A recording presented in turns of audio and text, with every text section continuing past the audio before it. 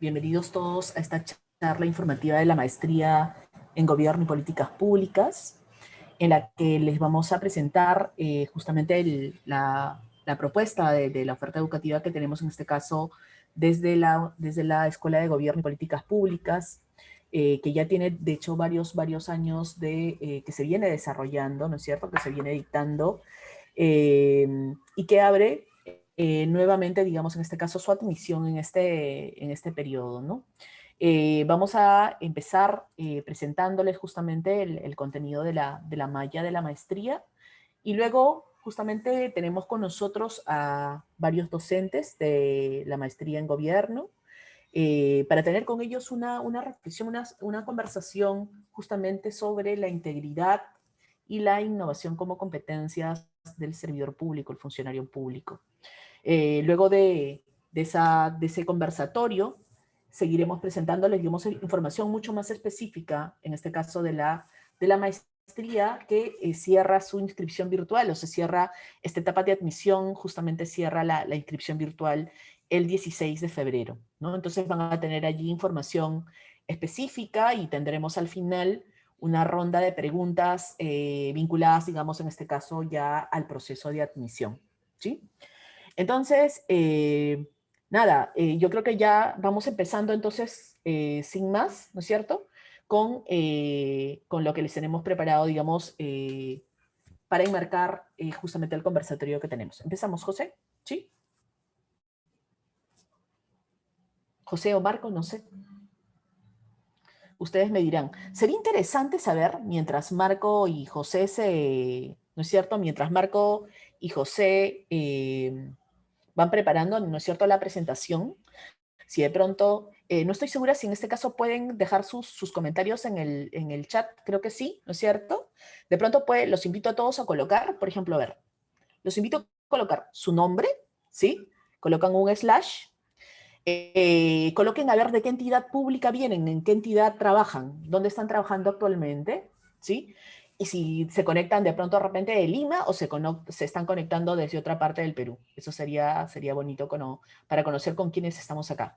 Entonces, a ver, ahí está, Mercedes nos ha ayudado. Por ejemplo, Mercedes Jacobielo se conecta desde Buenos Aires, Argentina, docente de la maestría. Entonces, a todos los invito. Su nombre, slash, dónde trabajan, y si se conectan desde Lima o de repente como Mercedes desde Buenos Aires o desde otro punto del Perú, ¿no es cierto?, o de nuestra Latinoamérica. A ver, pueden colocar ahí en la sección de chat.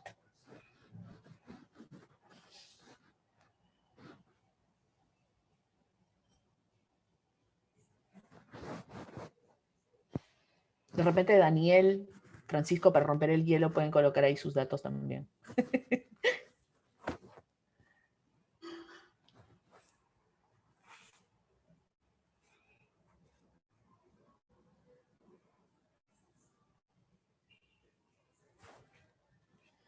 Ajá. A ver, José Manuel Carbajo, por ejemplo, Beltrán, se conecta desde el Ministerio de Justicia de Chimbote. Bienvenido, José Manuel. También Daniel, ¿no es cierto?, se conecta desde Lima, es docente de la maestría. María del Carmen Quispe Torres, por ejemplo, ella se conecta desde INIA, desde la región Ucayali. Bienvenida, María del Carmen, en Pucallpa, ¿no? Lindo, muy lindo Pucallpa. Francisco Merino, ¿no es cierto?, docente de la maestría, se conecta desde Lima. Noemí Pulido, también desde Buenos Aires, ¿no es cierto?, y con Mercedes están a cargo justamente del curso de gestión de recursos humanos de la maestría, ¿no? Lo que conlleva el desarrollo de las competencias, que es un tema que justamente hablaremos el día de hoy. A ver, los que se animen, dejen su nombre entonces en la sección de chat, colocan su nombre, en qué entidad trabajan y desde qué parte del Perú o América Latina se están conectando en esta noche, ¿sí?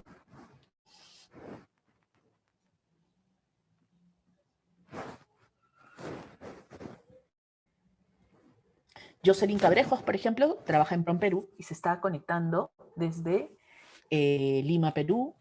José Juelo, desde el Ministerio de Vivienda, también en Lima, Perú. José Carlos, ¿no es cierto?, se conecta desde Lambayeque, desde la Municipalidad Provincial de Lambayeque, saludos hasta Lambayeque. Ok, perfecto, mientras van dejando entonces sus nombres, en qué entidad trabajan, ¿no es cierto? Y desde qué parte del Perú se conectan, vamos a ir, les voy presentando, en este caso, la maestría, ¿sí? Ok, entonces, esta es una charla informativa justamente de la maestría en Gobierno y Políticas Públicas. Ustedes saben que la maestría en Gobierno y Políticas Públicas forma parte, en este caso, de la oferta formativa de la Escuela de Gobierno. Ustedes aquí al frente pueden observar un edificio, este edificio enorme, es el edificio MacGregor del campus de la Universidad Católica, que estamos todos extrañando, ¿no es cierto?, por ya casi un año, ¿no? En el piso, de hecho, en el piso 11 de este complejo está ubicada la Escuela de Gobierno y las clases, ¿no es cierto? Si estuviéramos digamos, en presencial, ¿no es cierto? En una modalidad presencial se desarrollarían justamente en ese mismo complejo, en el complejo MacGregor, es como lo conocemos nosotros en la universidad, ¿no? Caminando por acá, nosotros podemos llegar a una calle que la universidad se conoce como el Tontódromo, por ejemplo, ¿no? Entonces, alojada en la Escuela de Gobierno es que está la maestría en Gobierno, ¿no es cierto? Y por supuesto la escuela tiene también ofertas de formación continua, de cursos mucho más cortos, y también de otra maestría, que es una maestría hermana de la maestría de Gobierno, que es la maestría en Ciencia Política y Relaciones Internacionales. Siguiente, por favor, José. La maestría, ¿qué es lo que en este caso les ofrece? ¿No es cierto? Ustedes saben, como les decía, la maestría es maestría dictada por la Universidad Católica, ¿no es cierto? Que justamente está ubicada en el ranking número 1, digamos, de las universidades en el Perú. También, digamos, tiene una buena ubicación a nivel de las universidades latinoamericanas. Y está ubicada, digamos, además de la escuela de gobierno, en la escuela de posgrado, ¿no? Que está también acreditada, ¿no? Eh, Ustedes al llevar la maestría en Gobierno y Políticas Públicas van a obtener el grado de magíster en Gobierno y Políticas Públicas, también obtienen un diploma de posgrado en Gestión Pública, ¿no es cierto? Si cursan en este caso una serie de cursos que están justamente establecidos para que ustedes los puedan llevar, pertenecen a diferentes ciclos, ¿no es cierto? Y en la página web de la universidad pueden encontrar específicamente marcados cuáles son esos cursos que les otorgan a ustedes el diploma de posgrado en Gestión Pública.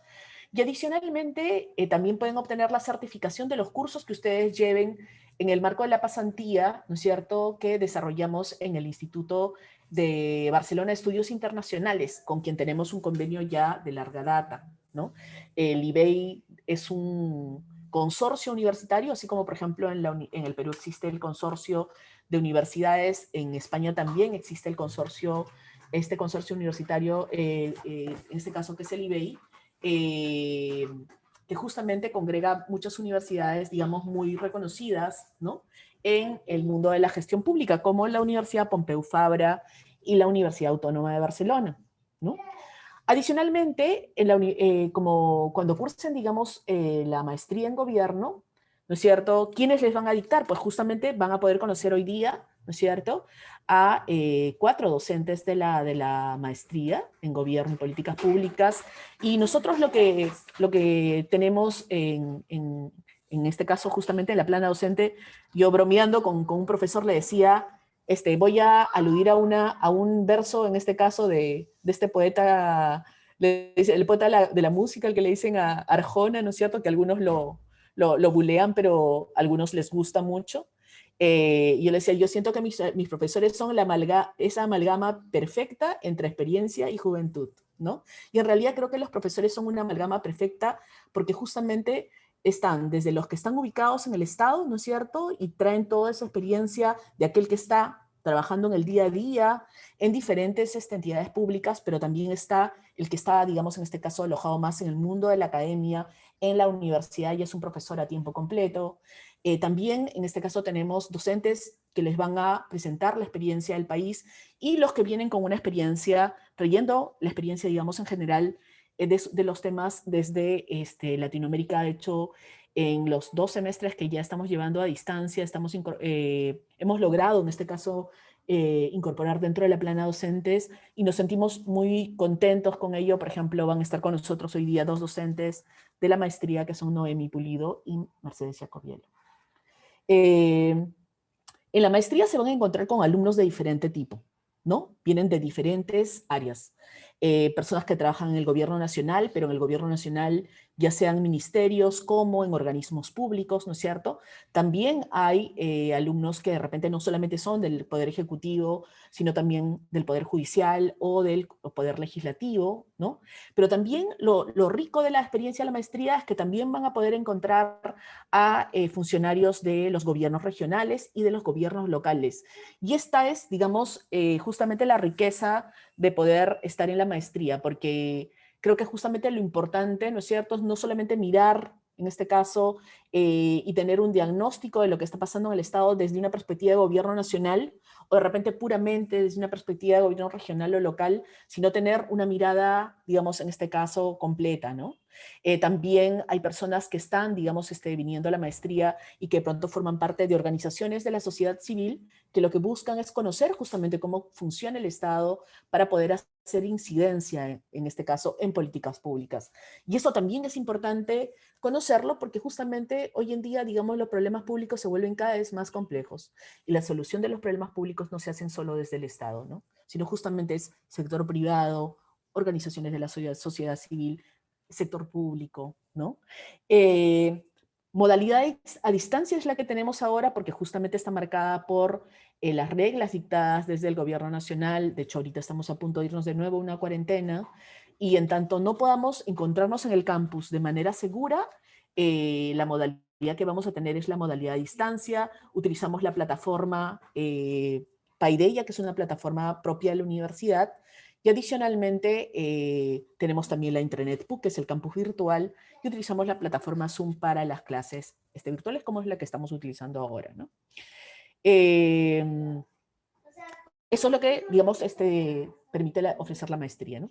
Ahora, en términos de los cursos, digamos, los hemos agrupado un poco por estos colores que ustedes pueden ver, de tal manera que ustedes puedan saber, digamos, qué es lo que van a encontrar, ¿no? Porque la decisión en este caso, seguir una maestría es algo importante, justamente forma parte del proceso de formación, ¿no? De cómo podemos seguir avanzando en nuestra formación para poder ser, digamos, funcionarios que generan valor público, ¿no? Entonces, hay una primera cadena de cursos que justamente lo que les van a brindar son fundamentos ético-políticos, ¿no?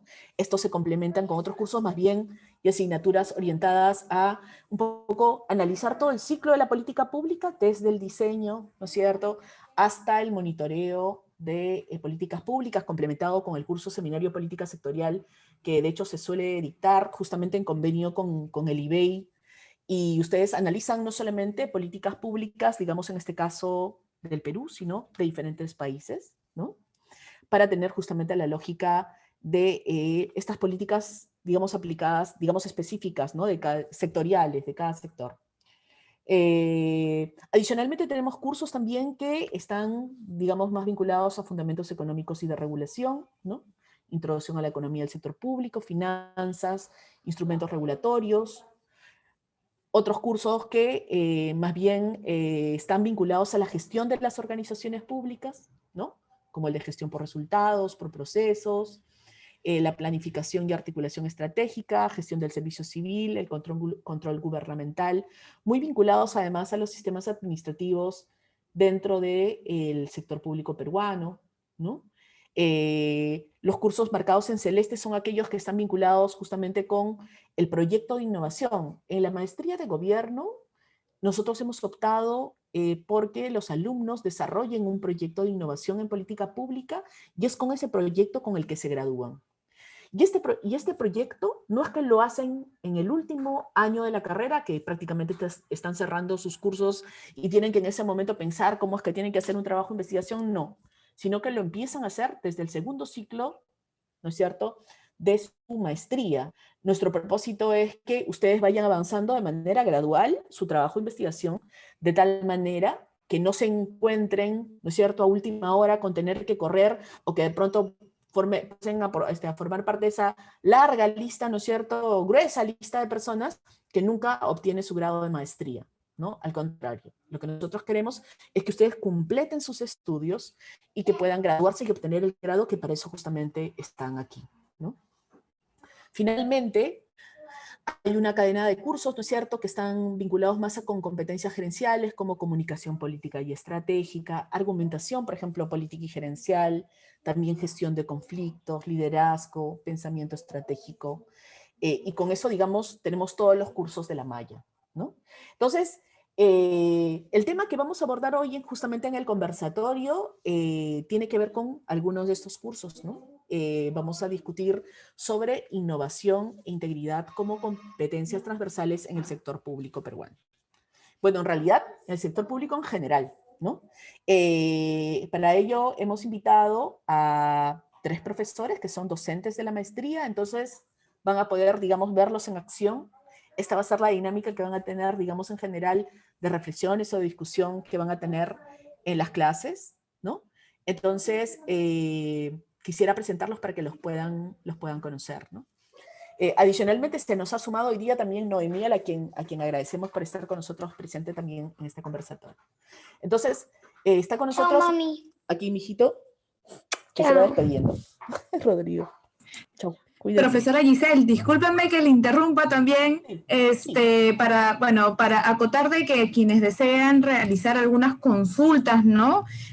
Antes de terminar todo esto, vamos a tener un espacio donde vamos a poder profundizar, ¿no? Más detalles acerca de todo el proceso de convocatoria de la maestría, que ya está, bueno, a puertas de culminar, así que todo el detalle antes de seguido del webinar. Pueden realizar sus preguntas, vamos a tratar de responder la gran mayoría de lo posible. Super, Mariela, muchas gracias. Entonces, el día de hoy están con nosotros Mercedes Jacobello, que es licenciada en Economía por la Universidad de Buenos Aires, es bachiller en Derecho por la misma universidad, y graduada del programa de formación de administradores gubernamentales y del INAP de Argentina, ¿no? Y máster en gestión de recursos humanos por la Universidad de Illinois de Urban Campaign, ¿no? Ella es consultora internacional en gestión de recursos humanos de los estados latinoamericanos y ha colaborado con la Corporación Andina de Fomento y con el Banco Interamericano de Desarrollo en la coordinación de proyectos de seguimiento de los servicios civiles de América Latina y el Caribe, ¿no? Está con nosotros también Francisco Merino. Él es doctor por la Universidad de Valencia, en España, del programa de Ética y Democracia, con su tesis doctoral sobre ética aplicada a la función pública, ¿no? Él es licenciado en Sociología por la Universidad Católica, profesor auxiliar del Departamento de Ciencias de la Gestión y docente de la Escuela de Gobierno y de la Facultad de Ciencias Sociales de la Universidad Católica. Actualmente, Pancho, pues como lo llamamos nosotros, es coordinador de formación de la Dirección Académica de Responsabilidad Social de la PUC y docente y consultor para temas de ética en la gestión pública en la Escuela Nacional de Administración Pública, ENAP. Daniel McBride es el director de estudios de la Facultad de Gestión y Alta Dirección de la Universidad Católica y profesor asociado del Departamento también de Ciencias de la Gestión. Él es máster en Public Management del Maxwell School of Citizenship and Public Affairs, Syracuse University, y licenciado en Economía de la Universidad de Lima. Fundador y director de la Asociación Valor Público, con la que ha desarrollado varios proyectos, como por ejemplo el Modelo de Gestión Estratégica para la Ciudad de Lima, la Política Nacional del Deporte, el Plan Estratégico de la Municipalidad de San Isidro y el Modelo de Gestión Estratégica para el Sistema Nacional del Deporte. Daniel es profesor de diversos cursos en la Facultad de Gestión y también en la Escuela de Gobierno, como por ejemplo el de Proyecto de Innovación y el de Innovación Pública en nuestra maestría. Entonces, ya que los he presentado, y bueno, y Noemí, que también está dictando, ¿no es cierto?, el curso de gestión del servicio civil junto a Mercedes, ambas se conectan, ¿no es cierto?, para su clase desde Buenos Aires. Noemí también cuenta con una amplia trayectoria como funcionaria, en este caso en el Estado en Argentina, ¿no es cierto?, y también como docente en diversas universidades latinoamericanas. Voy a hacerle las preguntas entonces a Mercedes y allí, Noemí, si tú quieres también puedes complementar. Y la primera pregunta que les quiero hacer es, ¿qué novedad tiene el enfoque por competencias respecto del tradicional, donde se distinguen conocimientos, habilidades y aptitudes?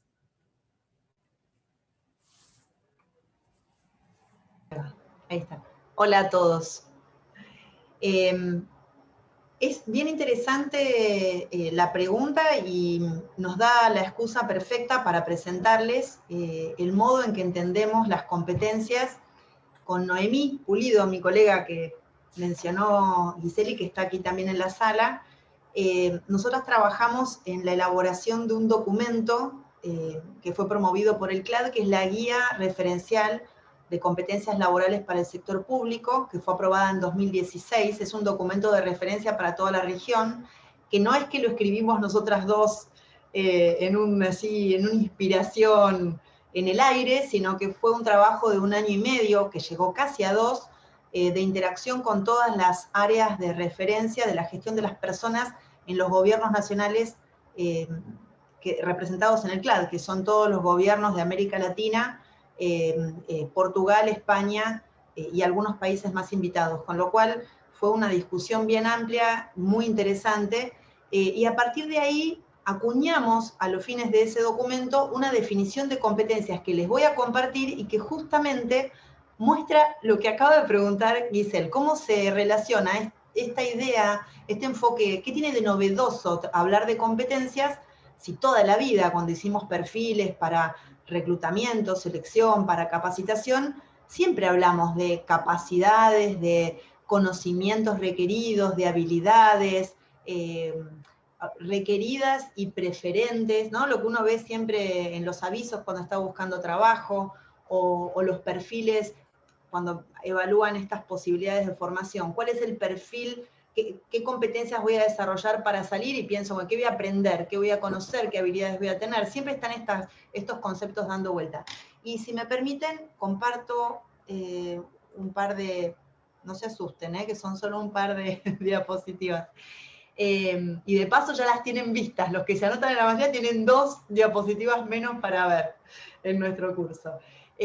Pero la definición que están viendo aquí, y que ahora vamos a ver, es acuñada específicamente para ese documento que les mencioné, que si googlean el título, Guía Referencial de Competencias Laborales para el Sector Público, la van a encontrar enseguida porque está subida en sitios de varios gobiernos de la región, y hablamos de competencia en el sentido de desempeño observable, o sea, nada esotérico, el desempeño que se ve día a día en el trabajo, en relación con el puesto que uno ocupa o el equipo de trabajo del que forma parte, y que ese desempeño está intencionalmente orientado a cumplir las metas esperadas para lograr que la organización aporte valor público en el contexto de la propia organización. No estamos pensando en un concepto en abstracto. No es qué cosas sé, qué cosas puedo hacer en potencial, sino que pensamos el concepto de competencia como una acción concreta, como acción que deriva en resultados que se pueden ver, se pueden medir, se pueden mostrar hacia la propia organización, y la organización las puede mostrar a la ciudadanía, porque apunta a lograr construir valor público. Entonces, y ahí viene la respuesta en la segunda lámina. Si uno mira el slide, la diapositiva completa, eso va a ser si yo logro mostrarla, ahí está. Lo que están viendo por encima, lo que sobresale del iceberg, son las competencias, las puedo ver.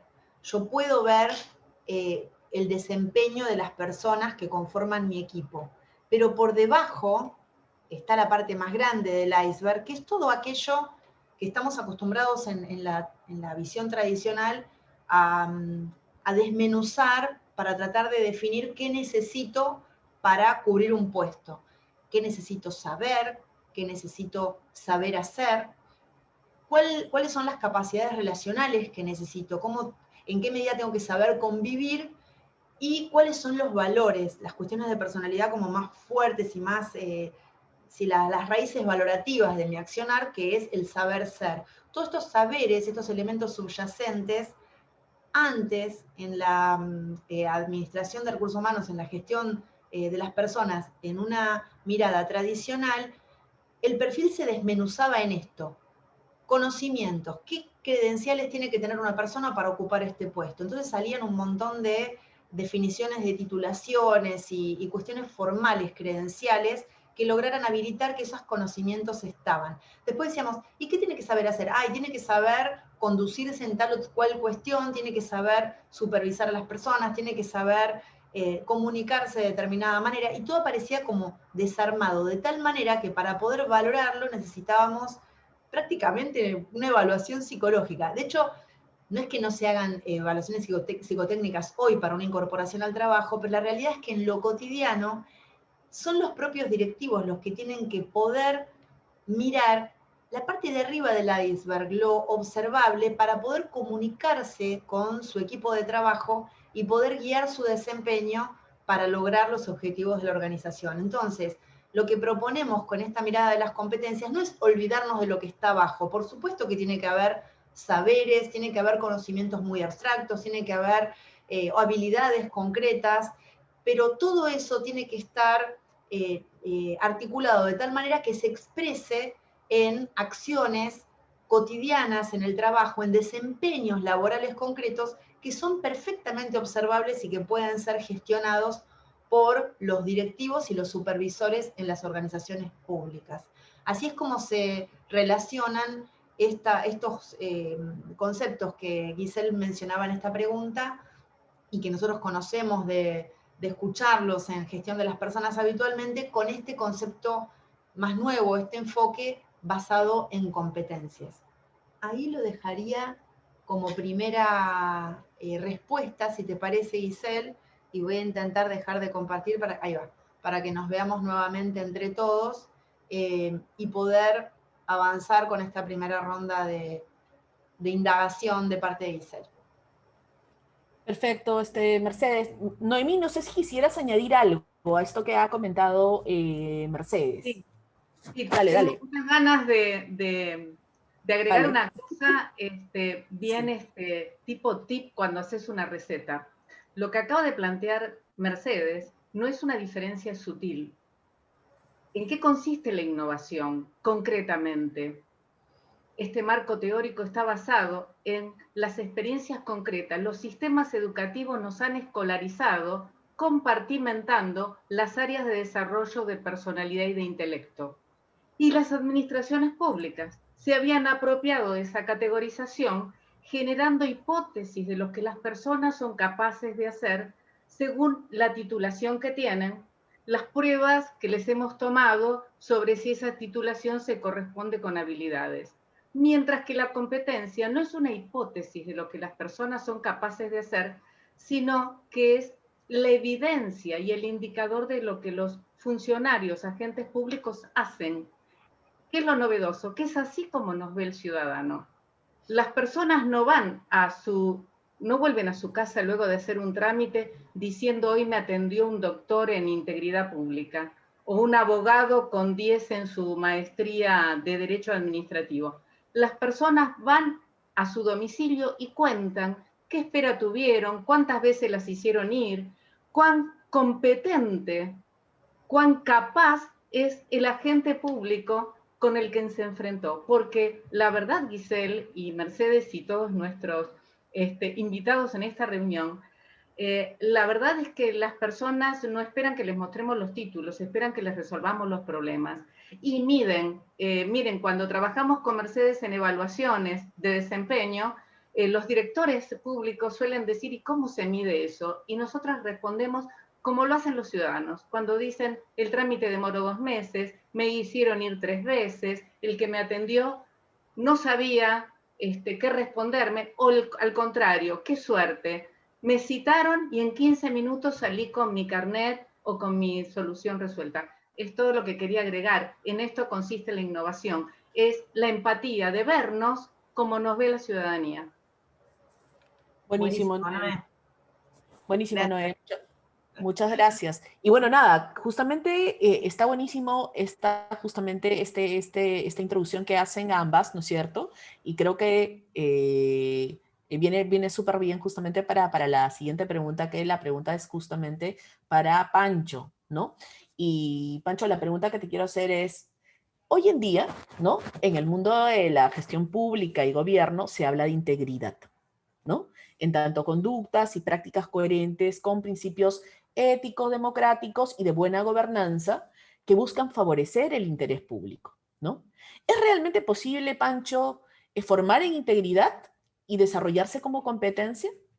¿Qué papel juega un contexto social y cultural que favorece e incluso valora las prácticas indebidas y poco íntegras, ¿no? Conversábamos al inicio de mientras estábamos ¿no es cierto?, en la antesala, cómo, por ejemplo, roba pero hace obra se había vuelto prácticamente la moneda común en las conversaciones. O sea, prefiero a un político bueno porque, pucha, ¿no? Frente a los demás, por lo menos roba, pero hace obra, o sea, se ve su obra, ¿no? Entonces, tienes la palabra, mi querido Pancho. Muchas gracias, Giselle. Buenas noches con todos y con todas. Sí, pues esta es una de las preguntas importantes, ¿no?, que nos hacemos todos y todas. Es el tema de ese asunto de la integridad, ¿no? Efectivamente, creemos que es importante la integridad, mantener esa coherencia entre determinados principios y valores. En el caso del Estado, aquellos que definen un Estado democrático, un gobierno, un buen gobierno, una gestión ética. Valoramos esa coherencia entre las conductas y esos principios y esos valores. Entonces, sobre eso no hay mayor discusión, es valorada como tal, la integridad, ¿no? Pero claro, la pregunta es, ¿y eso puede desarrollarse como una competencia realmente? Y claro, un punto de partida es mencionar que, a diferencia de algunas competencias del ámbito técnico, la integridad no se aprende en cursos.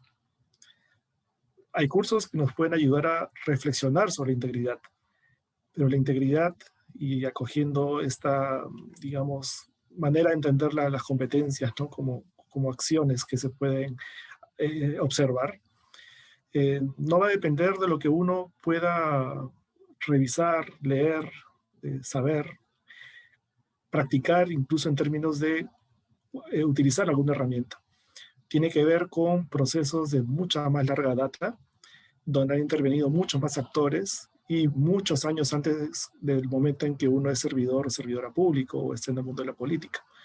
Es decir, ahí sí uno puede hablar de una competencia transversal a toda la vida, pero que también se hace, por lo tanto, relevante en ese momento, en ese espacio formativo, que puede ser una maestría, que puede ser esos momentos donde uno reflexiona y toma conciencia de la manera en que uno ejerce esa manera de ser íntegro.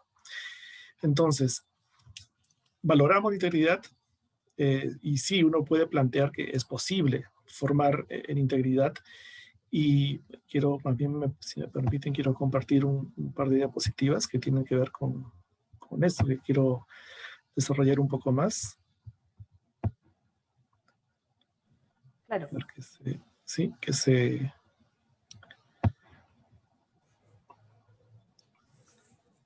La pantalla completa ya está apareciendo, ¿sí? Entonces, estamos teniendo pues esta idea de esa coherencia entre principios de prácticas y valoramos eso. Estamos aquí en un nivel personal, ¿no?, de hablar de esa integridad como virtud. Bueno, de hecho, desde esta noción es que se entiende la integridad también, digamos, en las distintas propuestas que existen actualmente, ¿no? Por ejemplo, la que propone la Organización para la Cooperación y Desarrollo Económico, que es esta organización que promueve muchísimo el tema de integridad en los distintos países, y hace alusión, ¿no?, a este posicionamiento consistente, a adhesión a valores éticos comunes, y la idea es mantener, priorizar el interés público sobre intereses privados. Entonces, esto es valorado, de hecho que sí. Y no es algo propio, y le decía, no es algo propio solo de quienes, un llamado de quienes vamos a estar en el Estado, estamos en el Estado. En realidad es una competencia, decía, transversal para toda la vida, y es una invitación permanente, ¿no? Ahí ustedes he puesto ahí una imagen, ahora puse la imagen de las manzanas y el tema de la integridad, de estar, que haya coherencia con lo que uno cree, pero al mismo tiempo personas que pueden perder la orientación en términos de comportamientos no íntegros. Y he puesto una imagen ahí, no sé si ustedes, algunos de ustedes pueden identificar quién es. Quizás no el nombre, le digo cómo se llama, él es Luis Barzalo, es uno de los llamados ángeles del oxígeno.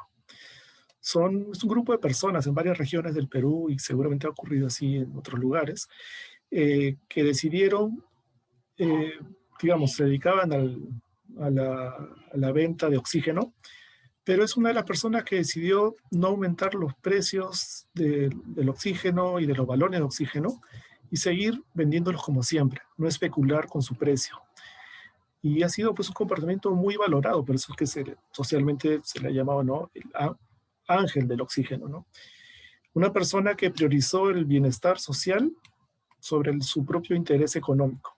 Entonces, uno puede observar comportamientos que muestran integridad.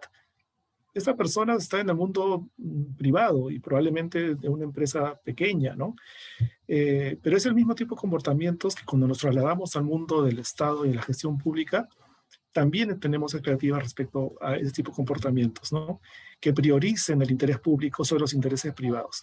Por lo tanto, sí tenemos razones para entender la integridad como una competencia. Y de hecho, es parte de la apuesta que tenemos en la maestría, reforzar esa dimensión del conocimiento técnico, la competencia técnica, la competencia en términos de la evaluación política, pero también el marco de entender la orientación ética que tienen todas estas acciones, ¿no? ¿Y es posible formar integridad? Sí, pero el contexto y la cultura, que es la segunda parte de la pregunta, no ayudan mucho. Es particularmente en un contexto latinoamericano y en el contexto peruano en particular también. ¿Qué es lo que encontramos? ¿Qué es lo que vemos? Continuas acciones, no solo en el Estado en general, en toda la sociedad, donde se transgreden las normas y normal, no pasa nada. Es el mundo pues, de la cultura de la transgresión, la normalización de la transgresión, es decir, sí, pues me aprovecho, puedo pasar alguna luz roja, lo hago. Es una imagen paradigmática, es muy urbana, de hecho, pero no deja de ser paradigmática. Y donde nada, nos movemos un mundo de la apariencia, donde históricamente se le ha dicho esto, ¿no? Sí, acato la ley, pero no la cumplo. Esta segunda imagen que he puesto, quizás solamente de personas aquí en el Perú entenderíamos de qué se trata. Es una universidad que está ubicada en Lima, una universidad que para nada presentaba pues, ¿no?, su expediente para ser reconocida como una universidad competente en ofrecer determinadas mallas curriculares, pero claro, la infraestructura que mostraba era aparente porque los últimos pisos eran una pantalla nada más, ¿no? Y de hecho se denegó la licencia, ¿no? Pero más allá de este caso particular es en general este mundo medio sin formas en el que nos movemos, ¿no?, donde la transgresión manda, donde podemos más o menos hacer lo que queremos y nada, nos saltamos las normas, no nos importa la seguridad, ¿no? Donde finalmente lo que se busca queda un poco en el papel, en la formalidad, ¿no? Hay una imagen del cartel de prohibido arrojar basura al costado de un basural, o en general esas imágenes que nos han llamado mucho la atención en estos tiempos, ¿no? Claro, comprendiendo a las personas que necesitan salir a trabajar en el contexto de pandemia como su única fuente de ingresos, los que pueden comprar y vender, pero eso complementado con muchas decisiones que también, sin necesariamente haya un contexto de necesidad, salir y aglomerarse, juntarse con muchas personas. O sea, es posible formar la integridad, pero el contexto social y cultural nos invitan continuamente a frenarnos, a decir, oye, pero la realidad es otra. O sea, sí, pues bonito suena, pero fíjate cómo nuestra sociedad y nuestra cultura, como que si necesitas, nos invitase a vivir en dos mundos, ¿no?, en dos dimensiones, ¿no? Bueno, ¿y qué hacer, no? Pero quisiera añadir, pues, a estas ideas, pues, de la sociedad que respeta poco la norma, etcétera, otro tipo de manifestaciones que solamente voy a mencionar, ¿no? Aquellas decisiones públicas y políticas donde se priorizan intereses corporativos en vez de intereses públicos, ¿no?, lo que el profesor Durant ha llamado la captura del Estado. Situaciones, pues, donde encontramos en la función pública personas que entran a aprovechar, como se dice coloquialmente, su cuarto de hora. Eso lo he escuchado alguna vez literalmente, ¿no? Sí, pues entré a esta gestión, tengo que aprovechar mi cuarto de hora, a ver qué cosa me puedo llevar, que no sé si lo van a reelegir, quizás no lo reelijan a su partido. Entonces, ¿cómo aprovecho este momento para poder beneficiarme, ¿no? Pero nada, hay un trasfondo también donde es difícil formar integridad, donde incluso un país como el nuestro que carece a veces de una noción de proyectos compartidos, son proyectos como desagregados, fragmentados. Y ya para ir cerrando, quiero mencionar, primero quiero mencionarles una cita de una historiadora peruana, Carmen McEvoy, que a propósito del Bicentenario, porque comentándole pues a nuestras amigas de Argentina, estamos en este año, en nuestro año de Bicentenario, 2021, y hay esta historiadora ha estudiado mucho el inicio de la República, ¿no? Y ella dice, pues, ¿no? Que de esos inicios de la República, claro, no cuajó la idea de República en esos primeros años, después de 1821, y ella menciona ahí 3 factores, ¿no? Eso no funcionó en la República porque hubo un desinterés por el bien común, un desprecio por el otro, a quien se consideraba inferior por razones de clase, de raza, de género, y una incapacidad de tender puentes con los que discrepan de uno. Y ahí, más abajo en la cita, ustedes pueden complementar un poco la descripción de esos 3 factores. Y está hablando de cosas que ocurrieron entre 1821 y 1830, 40. Yo digo, se está hablando del 2021, está hablando de un poco lo que la historia también nos ha ido mostrando. La cultura y la sociedad nos pone un poco, nos frena nuestros deseos de formarnos en integridad. Y aquí hay historias que justamente ponen en cuestión de, oye, ¿cuántos de verdad se puede hacer? Pero sí es posible, y hay la necesidad entonces de una formación crítica y autocrítica sobre todo, porque debemos cuestionar no las prácticas de otros, sino nuestras propias prácticas. Y sí es posible dentro de la función pública, y ahí he puesto ahí un elemento que ustedes creo conocen de quién podrá salvarnos, ¿no? El chipote chillón del Chapulín Colorado, ya. Bueno, nosotros mismos. Aquí no hay destinos, aquí no es, uy, así somos. Está en nuestras manos el poder justamente reforzar nuestro sentido de pertenencia y adhesión a un proyecto, a proyectos compartidos y a lo que llamamos interés público. Y esas son decisiones, son acciones que necesitamos promover, ¿no? Dentro de la formación de competencia, de integridad, hay algunas capacidades específicas que concretamente en la maestría también buscamos que se refuercen, ¿no? Un razonamiento ético, ¿no? Que se justifiquen, digamos, las maneras de entender las decisiones desde horizontes éticos coherentes con un Estado democrático, la capacidad de evaluar intereses, saber discernir, oye, acá hay un interés en conflicto, acá está priorizando un interés particular, que justamente lo que se busca es priorizar el interés general y crear valor público. Y una capacidad asociada a esta competencia de integridad que es la de liderazgo ético, en tanto que podamos expresar, ¿no? Ver que el comportamiento observable sean pues compromisos y convicciones coherentes con este Estado democrático. Por ejemplo, en materia de imparcialidad, de transparencia y trato respetuoso de las diferencias. Lo dejo ahí, pero sí, es posible y el contexto cultural y social pueden jugar en contra, pero no es el destino. Está en nuestras manos desarrollarnos justamente como personas que somos capaces de apostar por competencias vinculadas a la integridad. Muchas gracias, Pancho. Interesante esta reflexión. Bueno, hemos empezado con Mercedes, entonces hablando justamente de las competencias, justamente como estas conductas observables, ¿no? Estos elementos observables, y Pancho nos comenta justamente cuáles podrían ser esos aspectos que se pueden trabajar, y de hecho se trabajan en el marco de la maestría, ¿no? Razonamiento ético, evaluación de intereses, liderazgo ético. Pasemos con Daniel para entrar en temas vinculados al tema de innovación. Daniel, te quisiera preguntar, ¿qué competencias específicas debe tener o desarrollar una persona para innovar en el sector público, ¿no? ¿O cuáles son estas competencias de un innovador público? Okay, muchas gracias, Giselle, y gracias a todos, agradecerte por invitarme y compartir un poquito esto que a mí me gusta mucho. O sea, yo les hablo no solamente desde la parte académica, sino también desde el corazón. Y así como Pancho hablaba de la importancia de la integridad y Mercedes de las competencias, yo les quiero hablar de la importancia que tiene la innovación en el sector público, ¿no? También tengo una pequeña, rapidita nomás, un par de laminitas, Y yo quería empezar simplemente por una primera proposición, ¿no? Esta proposición es mía, no es que no la he acuñado de nadie, sino que es lo que yo sostengo, pero que seguramente también muchos comparten, es que no hay lugar más importante para la innovación que en el sector público, ¿no?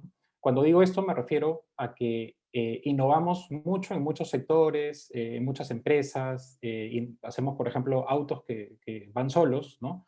Pero sin embargo no hemos resuelto los problemas más básicos de nuestra sociedad, ¿no? Un sistema de justicia totalmente colapsado, trámites engorrosos, el recojo de basura todavía no termina siendo, bueno, hay unas fotos que mostraba Pancho de un lugar en alguna parte seguramente de Lima o en alguna urbe de la ciudad donde dice no arrojar basura y hay basura, y no solamente es por la integridad, sino porque seguramente no se ha resuelto ese problema, hay mecanismos que han hecho que se resuelva.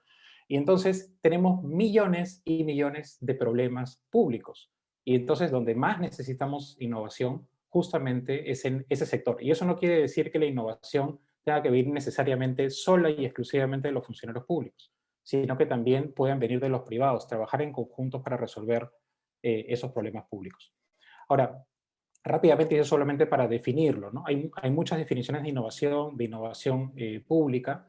Yo he hecho un trabajo justamente para tratar de conceptualizar qué más o menos podemos entender por innovación, y podemos decir que es un proceso que implica la comprensión de un problema público, la generación de ideas y el desarrollo e implementación de soluciones novedosas que permitan mejorar los resultados de una organización pública, comunidad, para lograr un impacto positivo en la sociedad. Entonces, hay una lógica acá de la búsqueda del bien común, pero lo más interesante de, digamos, de esta concepción de lo que se entiende por innovación pública es que empieza por una palabra que dice que es un proceso.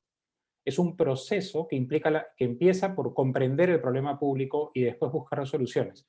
Mucha gente piensa que la innovación pública es la parte de las ideas, ¿no? Yo tengo buenas ideas, soy muy creativo, y no es tanto eso, sino más bien tiene que ver con entender los problemas y después comenzar a pensar en alternativas de solución. Esta lámina simplemente la pongo porque es una manera de cómo particularmente miro cómo es el sistema público en la actualidad. Y vamos a hablar de digamos, tres grupos, ¿no? Están por un lado lo que llamamos los superhéroes y las superheroínas, que son los gestores públicos tratando de promover cambios enfocados en los resultados que importan al ciudadano. Muchos de ustedes, y como yo, cuando se han incorporado al sector público, van con esta mística de querer generar cambios, de querer resolver problemas públicos, ¿no? No es que entramos para ser burócratas para ganar un sueldo, ¿no? Sino entramos para cambiar las cosas, ¿no? Entonces, la mayoría de personas que están en el gestor público son, de alguna manera, estos superhéroes y superheroínas. Pero yo les llamo superhéroes y superheroínas porque están metidos dentro de un sistema muy complejo, que es el sistema de gestión pública.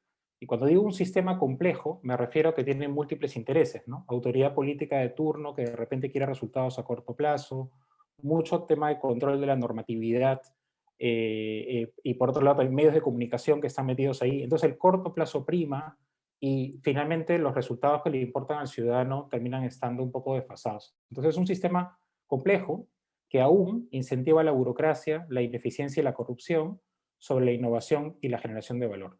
Y después están los ciudadanos, que lo que buscan finalmente es valor público, ¿no?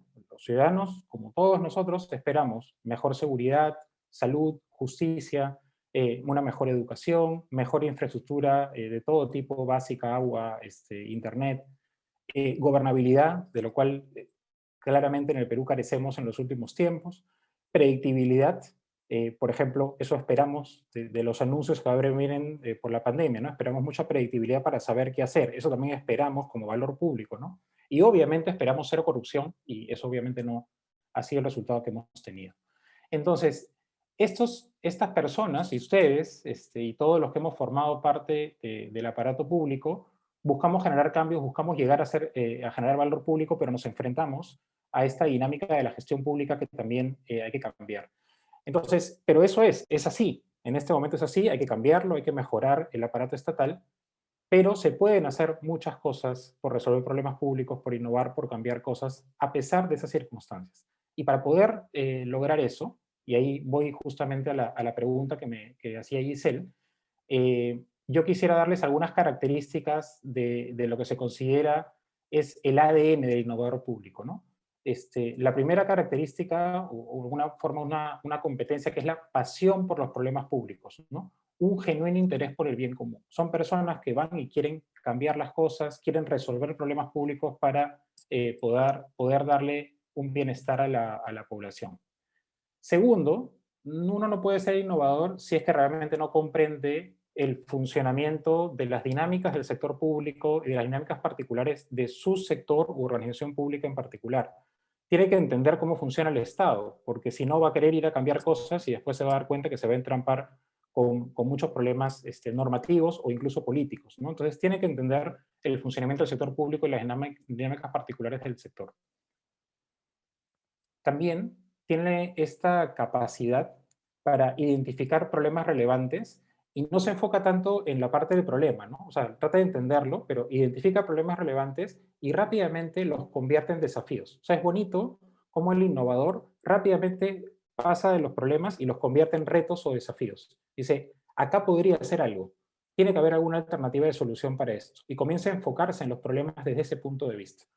Y desde ese punto de vista, una de las cosas que hace primero, como les decía, en un proceso de innovación, es buscar, analizar y comprender los problemas de manera sistémica. Cuando me refiero de manera sistémica es que trata de ver las diferentes aristas de un problema, ¿no? No solamente se enfoca en una mirada, sino en varias miradas. Puede ser, por ejemplo, la mirada desde diferentes aproximaciones al problema. También puede ser entenderlo desde las fuentes secundarias, de lo que dicen los expertos, pero también, por ejemplo, hay que entenderlo desde las personas que sienten el problema. Hablar con las personas que tienen el problema para entenderlo mejor, eso también, por ejemplo, tiene que ver con la comprensión, ¿no? Desarrolla una profunda empatía, ¿no? Se pone en los zapatos de las personas que sienten el problema. Trata de entender el problema desde los puntos de vista de las personas que lo sienten.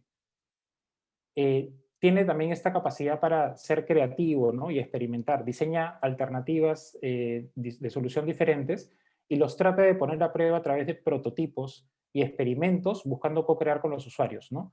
El proceso de innovación no es, digamos, tan rígido como ese es el problema y esta es la solución, sino que uno va haciendo hipótesis de alternativas de solución, pero los va poniendo a prueba. Va haciendo pruebas, pilotos, para ver qué funciona y qué no funciona, y sobre esa base llegar a las mejores propuestas de solución. También es una persona que naturalmente se debe sentir a gusto trabajando en equipos multidisciplinarios, ¿no? Puede estar formando un proyecto de innovación con personas del derecho, de ciencias políticas, sociólogos, comunicadores, gestores, y todos trabajando de alguna manera en equipo para comprender el problema y buscar resolverlo. Y lo último, que tiene que ver con lo primero que les decía, y eso es bien importante, que tiene que tener tolerancia a la frustración. Definitivamente la complejidad del sector público es difícil, y tiene que saber que muchas de las ideas que tiene, las propuestas que tiene, incluso los proyectos de innovación en los que comienza a participar, puede hacer que se caigan en el camino y no sigan adelante. Y yo diría tolerancia a la frustración / perseverancia, ¿no? Tiene que ser una persona perseverante, tiene que decir, sí se pueden cambiar las cosas y tiene que seguir optimista y pensar que se puede, ¿no? Entonces, finalmente, podríamos decir que es una persona que no se casa con el status quo y que busca a través de la investigación. Cuando me refiero a la investigación es a la comprensión de los problemas, la creatividad y la acción conjunta, porque no es un trabajo de uno, sino de un grupo de personas, diferentes maneras de resolver problemas públicos. Y ahí lo dejo, Giselle, un poquito para... Creo que al final atacaba un poquito las competencias, ¿no? Pero quería entrar un poquito en por qué es importante, ¿no? Buenísimo, buenísimo, Daniel. Muchas gracias. Ok, vamos entonces con la siguiente ronda de preguntas. Empezamos de nuevo por Mercedes y Noemí, ¿no?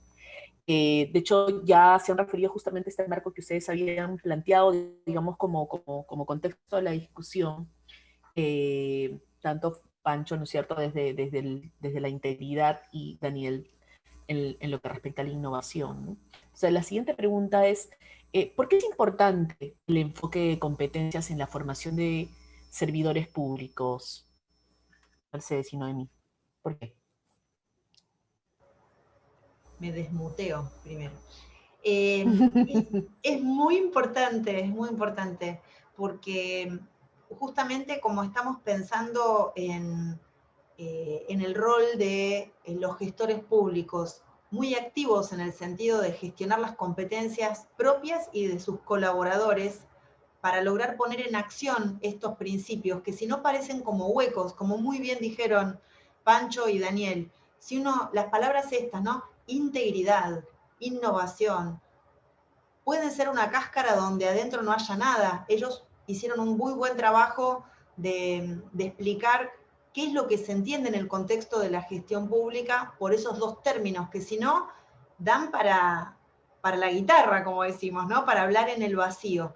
Pero si uno los baja y aterriza esos conceptos en acciones concretas que uno mismo tiene al tomar decisiones, pensando en proveer mejores servicios y lograr formar valor público para la ciudadanía, ¿qué cosas tengo que hacer en lo concreto en mi puesto de trabajo para que ese término integridad e innovación se baje y se aterrice en decisiones mejores que deriven en ciudadanía con las necesidades cubiertas?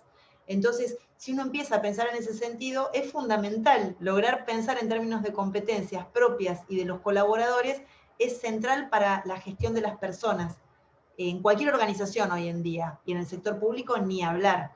Así que por eso nos parece muy importante ejercitarse en tratar de ir bajando estas cuestiones de lo abstracto a lo concreto de cómo esto, qué cosas tengo que ver en un colaborador mío para darme cuenta que realmente está innovando en las maneras de hacer para que lo hagamos de la mejor manera posible y logremos llegar a lo que la ciudadanía requiere. Y en ese sentido, se me ocurre que por ahí ayuda querría leer de la propia guía esta referencial, la guía referencial de competencias laborales, cómo está definida integridad institucional como competencia y cómo está definida innovación como competencia. Y además de esa definición, hay indicadores conductuales muy precisos debajo, de conductas concretas, de acciones concretas de las personas para ver que esa competencia esté reflejada en lo cotidiano. Integridad institucional está definido como obrar con rectitud y probidad consistentes con los valores organizacionales, haciendo uso responsable y transparente de los recursos públicos, eliminando cualquier discrecionalidad indebida en su utilización. No es una palabra en abstracto, son cuestiones muy concretas las que están incluidas en esta definición. Y en la innovación, pensando en un directivo público, en este caso, un directivo que tenga un equipo a cargo, ¿qué significa que un directivo sea innovador? Es que forja un clima de interés por las soluciones novedosas. Soluciones comprendiendo claramente qué es lo que el área tiene que hacer, como decía Daniel recién. No innovador que es creativo, que se le ocurren ideas locas, que se le ocurren ideas que tienen que ver con solucionar problemas concretos para que el área pueda proveer los servicios que se pretende que realice en la organización. Entonces, esas soluciones novedosas mejoran la eficiencia de las respuestas a los ciudadanos en materia de información, procesos, resultados e impactos de la gestión pública. Después de eso, cada una de estas definiciones está desagregada en 6 ítems en cada una de estas competencias, y no es que esto es para cualquier organización. Cada organización tendrá que definir para sí misma en el área de salud, de educación, del área que sea en la que están trabajando, cómo se traducen en comportamientos laborales observables estos grandes principios que están contenidos en esta guía. Por eso es una guía de referencia, es un diccionario. A partir de ahí, cada organización tendrá que establecer su propio diccionario de competencias en función de las actividades y de los servicios que provee. Noé, te paso el micrófono si querés hacer algún... Y te mandé al frente, así que algo vas a tener que decir.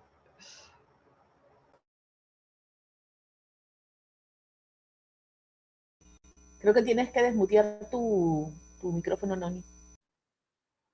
Dieron mucho Zoom este año y uno todavía no se entrena. Hablo de mí.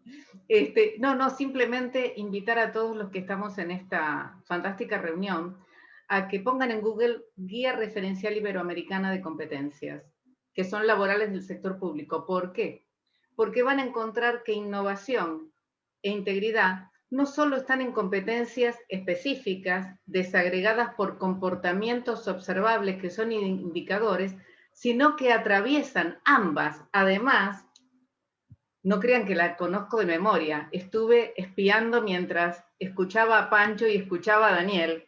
Cuando ustedes miran la competencia aprendizaje continuo, van a encontrar ambas. Cuando miren la competencia compromiso con el servicio público y los desempeños concretos, van a encontrar innovación e integridad.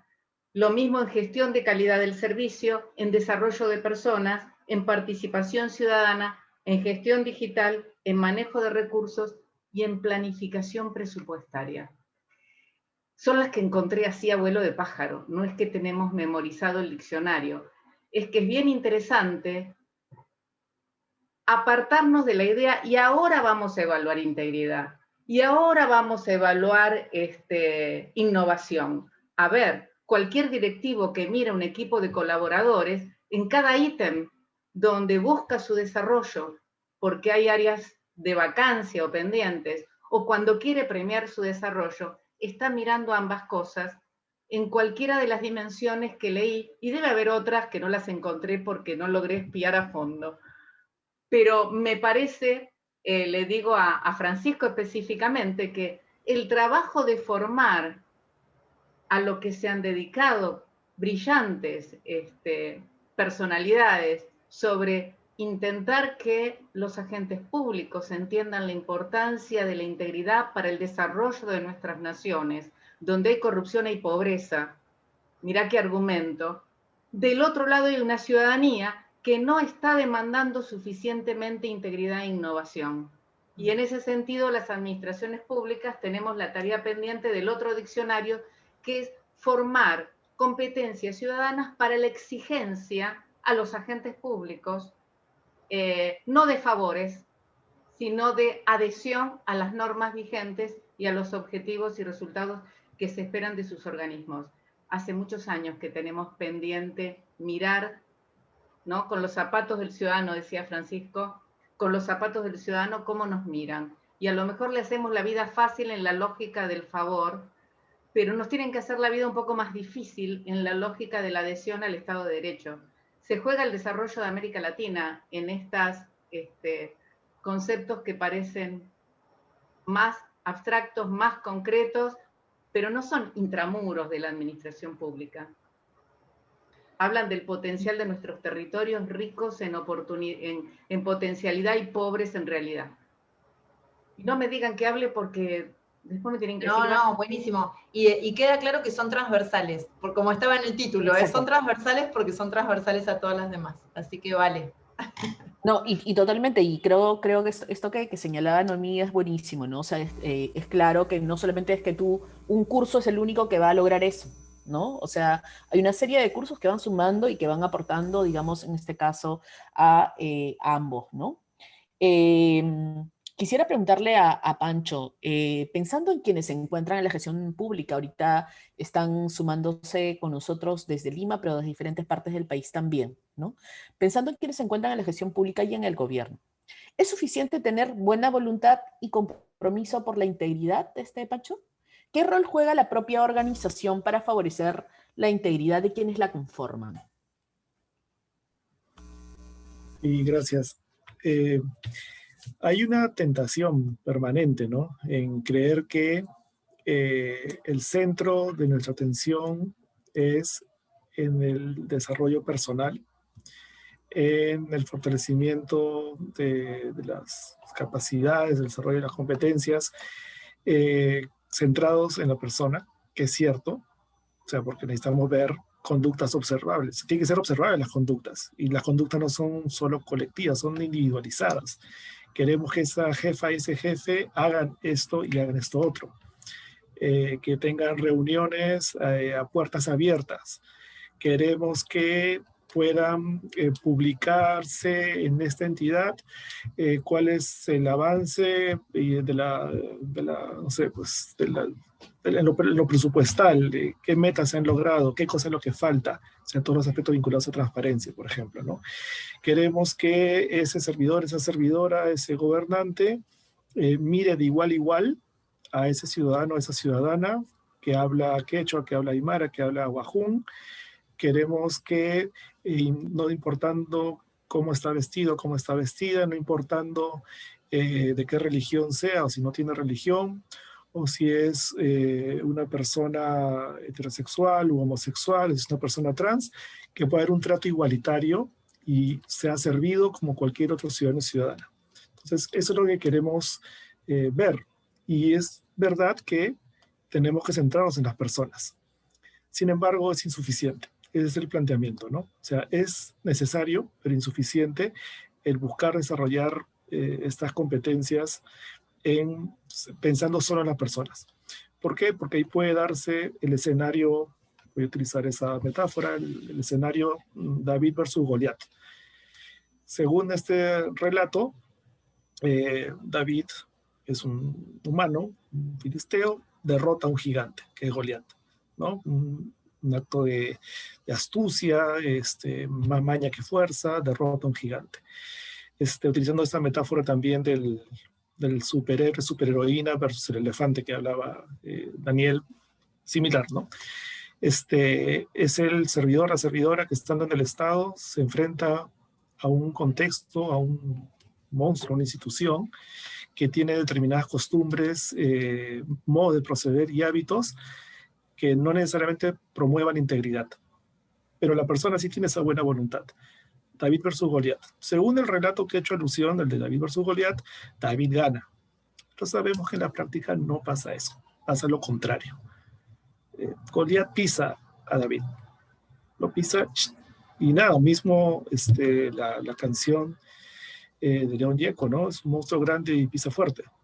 Entonces la cuestión es, ya está bien, no es suficiente el promover el desarrollo de la integridad como virtud. Requerimos también que la organización acompañe esos procesos.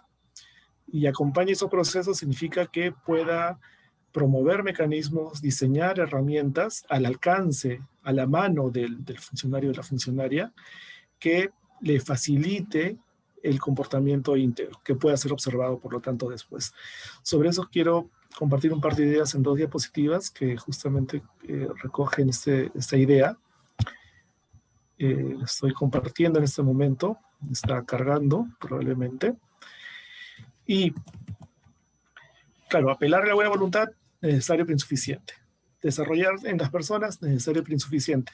He acompañado ahí una imagen, ¿no? Que esta es una foto publicada en un medio de comunicación que apareció en las semanas de las movilizaciones que buscaron restituir la democracia vulnerada en noviembre del año pasado en nuestro país, ¿no? Hay mucha gente que no salió a marchar porque estaba en sus casas y quería cuidarse de la pandemia, personas mayores, pero igual ponían carteles en sus fachadas. Y había uno que decía, no se hace un país diferente con gente indiferente. Efectivamente, depende y va a depender siempre de las personas que tengan voluntad y compromiso y todo lo que hemos mencionado hasta ahora. Pero decíamos que era insuficiente porque también requerimos que la organización acompañe a la integridad personal. Y ahí ya no hablamos de integridad personal, sino que hablamos de integridad pública. Quizás, no sé, habría que conocer un poco más, lo había mencionado Mercedes, ¿no? En términos de integridad institucional, esa dimensión organizacional de la integridad, ¿no? Y donde ahí se requiere un marco de gestión, pensando en este caso en organizaciones públicas, donde justamente se promueve y proteja la priorización del bien común, del interés público. Es un marco de gestión, entonces ya no hablamos solo de integridad personal, sino ya de un enfoque de integridad pública y una cultura de integridad pública. Que estos elementos van más allá de la voluntad personal. Requiere entonces que la organización, la entidad pública, acompañe, partiendo de sus condiciones concretas, con su diversidad de intereses y formaciones y edades, etc. Claro, uno puede preguntarse, ¿no? ¿Y dónde podríamos encontrar elementos que nos ayuden a pensar e inspirarnos en construir integridad pública? Ya no como comportamiento personal, sino que ayuden a los comportamientos personales. Una fuente interesante en estos últimos años ha sido, ya la había mencionado, la OCDE y sus distintos documentos que apuestan pues por la gestión de entidades públicas que sean imparciales, que sean transparentes, y por eso es la otra imagen, el de un edificio transparente. No solo las personas íntegras, sino que se busque que el propio edificio, que la propia estructura, la propia organización también lo sea y lo promueva. Este vínculo, esa ida y vuelta entre integridad personal e integridad pública. Y por ejemplo, esta organización, la OCDE, sacó un informe interesante el año 2019, ¿no? Un diagnóstico a nivel de América Latina y el Caribe sobre integridad pública, ¿no? Y encontró cuáles eran las 4 áreas donde tenía que trabajarse el asunto de la integridad pública. Entonces se hablaba de los sistemas de integridad en cada país, que hay distintos organismos que articulan entre sí, que en los distintos niveles de gobierno. Se hablaba de profundizar las reformas y el mejoramiento del servicio civil, los criterios meritocráticos, el mayor acceso a oportunidades. Ya. Se ha hablado también como un área crítica la de la gestión de los riesgos. Se identifican, se trabaja para frenar esos riesgos para que no se conviertan finalmente en problemas. Los sistemas de autoridad interna están más basados en lo que ya pasó, pero ¿por qué no pensar en recomendar respecto a lo que está pasando? Adelantaron como área crítica, área priorizada el financiamiento político en las campañas electorales. Y por lo tanto aquí hay toda la invitación a cuestiones que en el caso del Perú se han incorporado ya en las reformas políticas, algunas partes todavía faltan, pero claro, son áreas de reforma donde nosotros los que estamos aquí probablemente no tengamos tanta injerencia. ¿Por qué? Porque no somos los altos funcionarios y funcionarias que no necesariamente estaremos en esos espacios. Más aún, estas reformas, muchas de ellas se han frenado, se han visto, digamos, han entrado en un paréntesis durante la pandemia. Es necesario seguir profundizándolas. ¿Por qué? Porque ha habido temas más urgentes que tienen que ver con esos temas de integridad también. ¿Y qué cosas sí están en nuestras manos? Y es un poco para terminar, ¿no? O sea, las organizaciones pueden contribuir en facilitarle herramientas para que el funcionario, la funcionaria, el servidor, la servidora de a pie, se le facilite este asunto de integridad. ¿Qué puede hacer?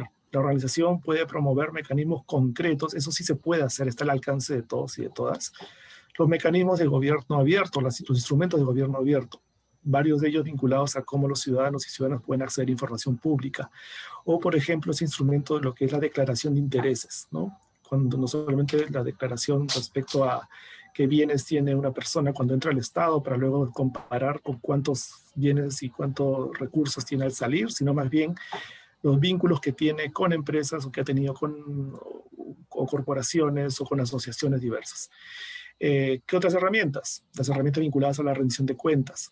Se están queriendo fortalecer los canales para las denuncias y se han propuesto normas en los últimos 2 años que están queriendo implementarse, sobre todo promovidas desde la Secretaría de Integridad Pública de la PCM, la Presidencia del Consejo de Ministros, referido a la protección de denunciantes. Se está tratando de mejorar, porque es uno de los cuellos de botella, ¿no? La organización, todo el mundo sabe dónde falla, dónde hay riesgo de corrupción, dónde se sospecha que hay corrupción, pero ese mecanismo de poder denunciar lo que ya se sabe está como vedado porque hay amenazas, porque hay desconfianza, etc. Otras herramientas que están buscando desarrollar, otros sistemas para poder identificar y tener conciencia de no tolerar ventajas indebidas, favorecimientos en procesos de selección, procesos de contratación, identificar los conflictos de interés, etc. Y claro, una organización puede ayudar a que ese tipo de herramientas estén presentes, pero requiere también que esto se formalice e institucionalice de alguna manera. Y es por eso que se está promoviendo hoy en día y en varios países este asunto de las oficinas y las oficiales de integridad, que es una idea que puede haber en algún momento, se ha vinculado al tema del mundo privado y la compliance, ¿no? Pero que en el mundo público está cada vez más cobrando fuerza, y en el caso del Perú también, ¿no? El tema del punto focal de integridad en cada entidad. Y estos son unos ejemplos de herramientas que facilitan esa integridad personal y esas conductas observables que hemos estado conversando. Así que nada, la síntesis es sí, la formación en integridad personal, pero es insuficiente si es que la organización no acompaña también con herramientas. Y la organización no es un ente abstracto, son otras personas también comprometidas con la integridad, pero que tienen herramientas que se ponen al alcance de todos y de todas. Eso por ahí lo dejaría. Muchas gracias, Pancho. Justamente en la misma línea, ¿no es cierto? Pero ya vinculado a lo de innovación, le quería preguntar a Daniel, ¿cómo desarrollar una cultura de innovación en el sector público o en una organización pública, Daniel? Sí, yo quisiera empezar justamente por lo último que decía Pancho, cuando hablaba de cómo pasar la integridad al aparato, ¿no? O sea, a la institución como tal, ¿no? Y ahí comenzamos a hablar de los modelos de gestión, ¿no? O sea, los modelos de gestión que promueven un tipo de cultura, ¿no? Entonces, Pancho hablaba de cómo promover esa cultura de integridad. Entonces, para promover esa cultura ética de integridad, se necesitan herramientas, procesos, modos, ¿no? Que promuevan esa cultura, ¿no? Yo siempre hablo que hay el concepto de la gestión para mí es el diseño de formas que promueven un espíritu deseado, ¿no? Diseño de formas que promueven un espíritu deseado.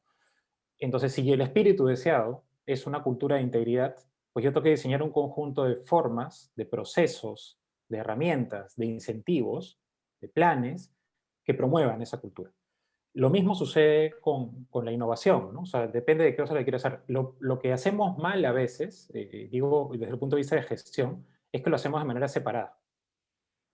No, hay un grupo que promueve la integridad oficial de tal, oficina de tal, oficina de tal. Otro grupo que promueve la innovación, laboratorio de innovación pública, oficina de innovación, etcétera. Otro que promueve la gestión por resultados, el planeamiento, no sé qué cosas. Entonces, todo el mundo va por su lado y al final es una complejidad. Yo soy el gestor público, ¿qué tengo que hacer? Este, estoy metido en un conjunto de procedimientos, cosas, y el ciudadano está ahí, el problema público está ahí, y ya no sé qué hacer. Entonces, ahí tenemos que ser bien claros en cómo podemos simplificar la vida justamente de los gestores públicos, tratando de integrar todas esas herramientas en su conjunto para que al final sea un modelo de gestión. Y obviamente no estoy hablando de un modelo de gestión para todo el sector público porque hay diferentes contextos y particularidades, sino que cada organización pública, incluso cada ecosistema público, tiene que tratar de moldear cuál va a ser su modelo de gestión. Y en eso, por ejemplo, estamos en pañales, ¿no? Ahí no avanzamos mucho y creo que tenemos que avanzar bastante. Y dicho eso, a nivel de cultura de innovación, de cómo fomentar la cultura de innovación, hay algunas cosas que la pueden promover, ¿no? Yo creo que es importante. Primero, innovación en el Estado pues siempre ha habido, ¿no? O sea, no estamos hablando acá que vamos a descubrir la pólvora, que hay que hacer innovar el Estado. El Estado es recontra innovador toda la vida, ¿no? Ha hecho un montón de cosas que no ha podido hacer el sector privado, ¿no? O sea, el hecho del el Internet mismo es una innovación del sector público, ¿no? Es financiado con fondos públicos. Y nosotros, por ejemplo, en el Perú y en casi toda Latinoamérica y en casi todos los países, se recogen, por ejemplo, las buenas prácticas de innovación, ¿no? Yo particularmente he trabajado un buen tiempo en PROMPERÚ, y en PROMPERÚ, que es la agencia de promoción del turismo y las exportaciones del país, yo veía, y esa era una cultura innovadora total. Todo el tiempo estaban viendo nuevas formas de hacer las cosas, cómo cambiarlas, a pesar del modelo burocrático que se tenía. Sin embargo, desde más o menos yo diría 2010 o algo así, ha habido como una, entre comillas, moda, con ciertas metodologías y ciertos procesos que hacen la innovación más digerible, ¿sí? Porque una cosa es el concepto y otra cosa es ya cómo se hace eso, ¿no? Entonces, el cómo se hace eso ha ayudado mucho a estas metodologías que todo el mundo conoce hoy día, y todo el mundo dice ya mucho de design thinking, que metodologías ágiles, que el Lean Startup, que el design sprint, que no sé qué, etcétera. Son metodologías que más o menos todas están buscando como lo mismo. Están tratando de ayudarnos a diseñar procesos para entender problemas y buscar alternativas de solución. Y si ven algunas pequeñas diferencias, más o menos todos buscan lo mismo. Entonces, lo que ha estado pasando, creo yo, desde la década, diría 2008, 2009, 2010, por ahí, es que estas metodologías han comenzado a acuñarse y a trabajarse como una cosa natural en todas las organizaciones privadas y cada vez más las públicas. Entonces, los laboratorios de innovación pública que comenzaron a salir, tipo el MindLab en Dinamarca, o los laboratorios de gobierno, por ejemplo, en la ciudad de Buenos Aires, en México, acá en Lima, etcétera, todos finalmente incorporan estas metodologías, ¿no? El laboratorio de gobierno de Chile, por ejemplo, que yo digo que lo estaba haciendo bastante bien, también incorporado estas metodologías, y lo que ha estado buscando es que estas metodologías se incorporen al conjunto de alguna manera de competencias que manejan las personas en el sector público. No solamente el laboratorio y una oficina, sino todos en el sector público tienen que manejarlo. Entonces, para promover una cultura de innovación, yo creo que sí es bien importante que los diferentes funcionarios públicos y especialmente las autoridades públicas pasen alguna vez por pasar por un proyecto de innovación con estas metodologías. Porque una vez que pasen por ahí, se van a enamorar del proceso. uno dice, ah, sí, esto que ya... No, cuando yo paso y yo hago el proceso, de verdad que funciona. Y funciona, digo, en la parte creativa, ¿no? Y funciona en la parte de entender el problema, en la parte creativa. No necesariamente funciona a la hora que ya voy a implementar la solución porque hay que pasar un montón de cambios en la línea del sector público, de procedimientos engorrosos y cosas que hay que ver cómo mejorar. Y entonces, una de las cosas que yo digo para promover la cultura de innovación es acercar a todos los funcionarios públicos a estas metodologías, hacerlos vivir un proyecto de innovación multidisciplinario real de cualquier problema público que enfrente su organización. Eso, por ejemplo, para mí es como algo que es bien importante. Y lo segundo es que yo sí considero, o sea, y entiendo de alguna manera la gestión pública como la resolución de problemas públicos. Entonces, yo creo que, por ejemplo, como parte del modelo de gestión de cualquier organización o ecosistema público, es que se tienen que priorizar cuáles son los desafíos, o sea, cuáles son los problemas públicos más relevantes. Si yo, por ejemplo, soy el líder del sector educación, ¿no? Yo tengo que decir cuáles son los principales desafíos del sector de educación. Pero miren la palabra, ¿no? No pongo problemas, sino digo desafíos. Cuando digo desafío, entonces eso me lleva a mí a decir, ok, ¿cómo voy a poder resolver esto? Entonces lo que puedo hacer, por ejemplo, son concursos de innovación abierta. No solamente los equipos que forman parte del ministerio, por ejemplo, sino también ciudadanos de afuera, pueden comenzar a pensar en alternativas de solución a ello y pueden pasar justamente por este grupo de metodologías. Y eso generaría una dinámica bien bonita y bien interesante en el sector público, donde no solamente es dar el servicio público, sino la pregunta es cómo resolver ese problema a partir de un desafío específico y comenzar a trabajarlo. Entonces, a veces mucha gente dice, no, estas metodologías, qué bonitas, no sé qué cosas, pero si se trabajan y se trabajan en un proyecto de innovación y uno realmente las vive, se va a dar cuenta de que tiene lógica, tiene un sentido y funciona. Y a partir de eso uno puede estar más convencido de que la innovación pública funciona y que muchos de los problemas se pueden resolver, no todos, pero muchos de ellos se pueden resolver con alguna de estas metodologías, estos procesos.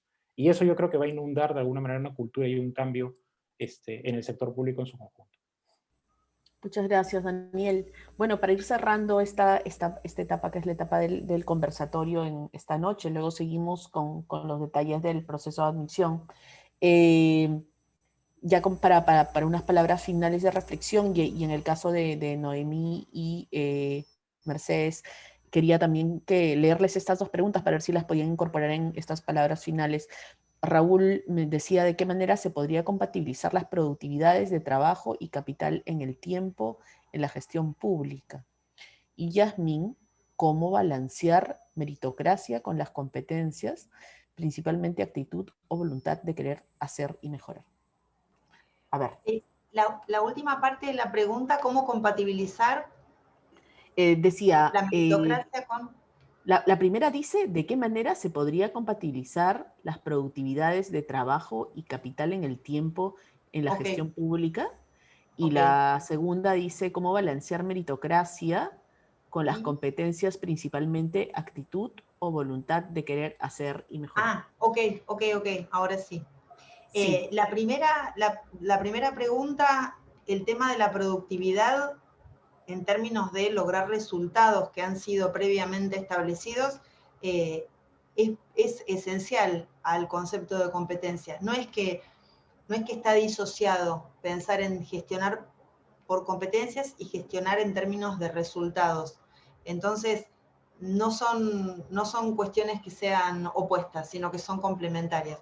De hecho, con Noemí escribimos un trabajo justamente apuntando a eso, que se llama Gestión o Gestores por Resultados, donde lo que decimos es que las competencias de los gestores son las que también definen en cierto punto las posibilidades de resultado que tiene una organización, con lo cual las dos cosas van como de la mano, van enganchadas. En la gestión de las personas, las dos cuestiones están subyaciendo a todas las funciones, a todos los subsistemas de gestión de las personas. Es muy buena la pregunta.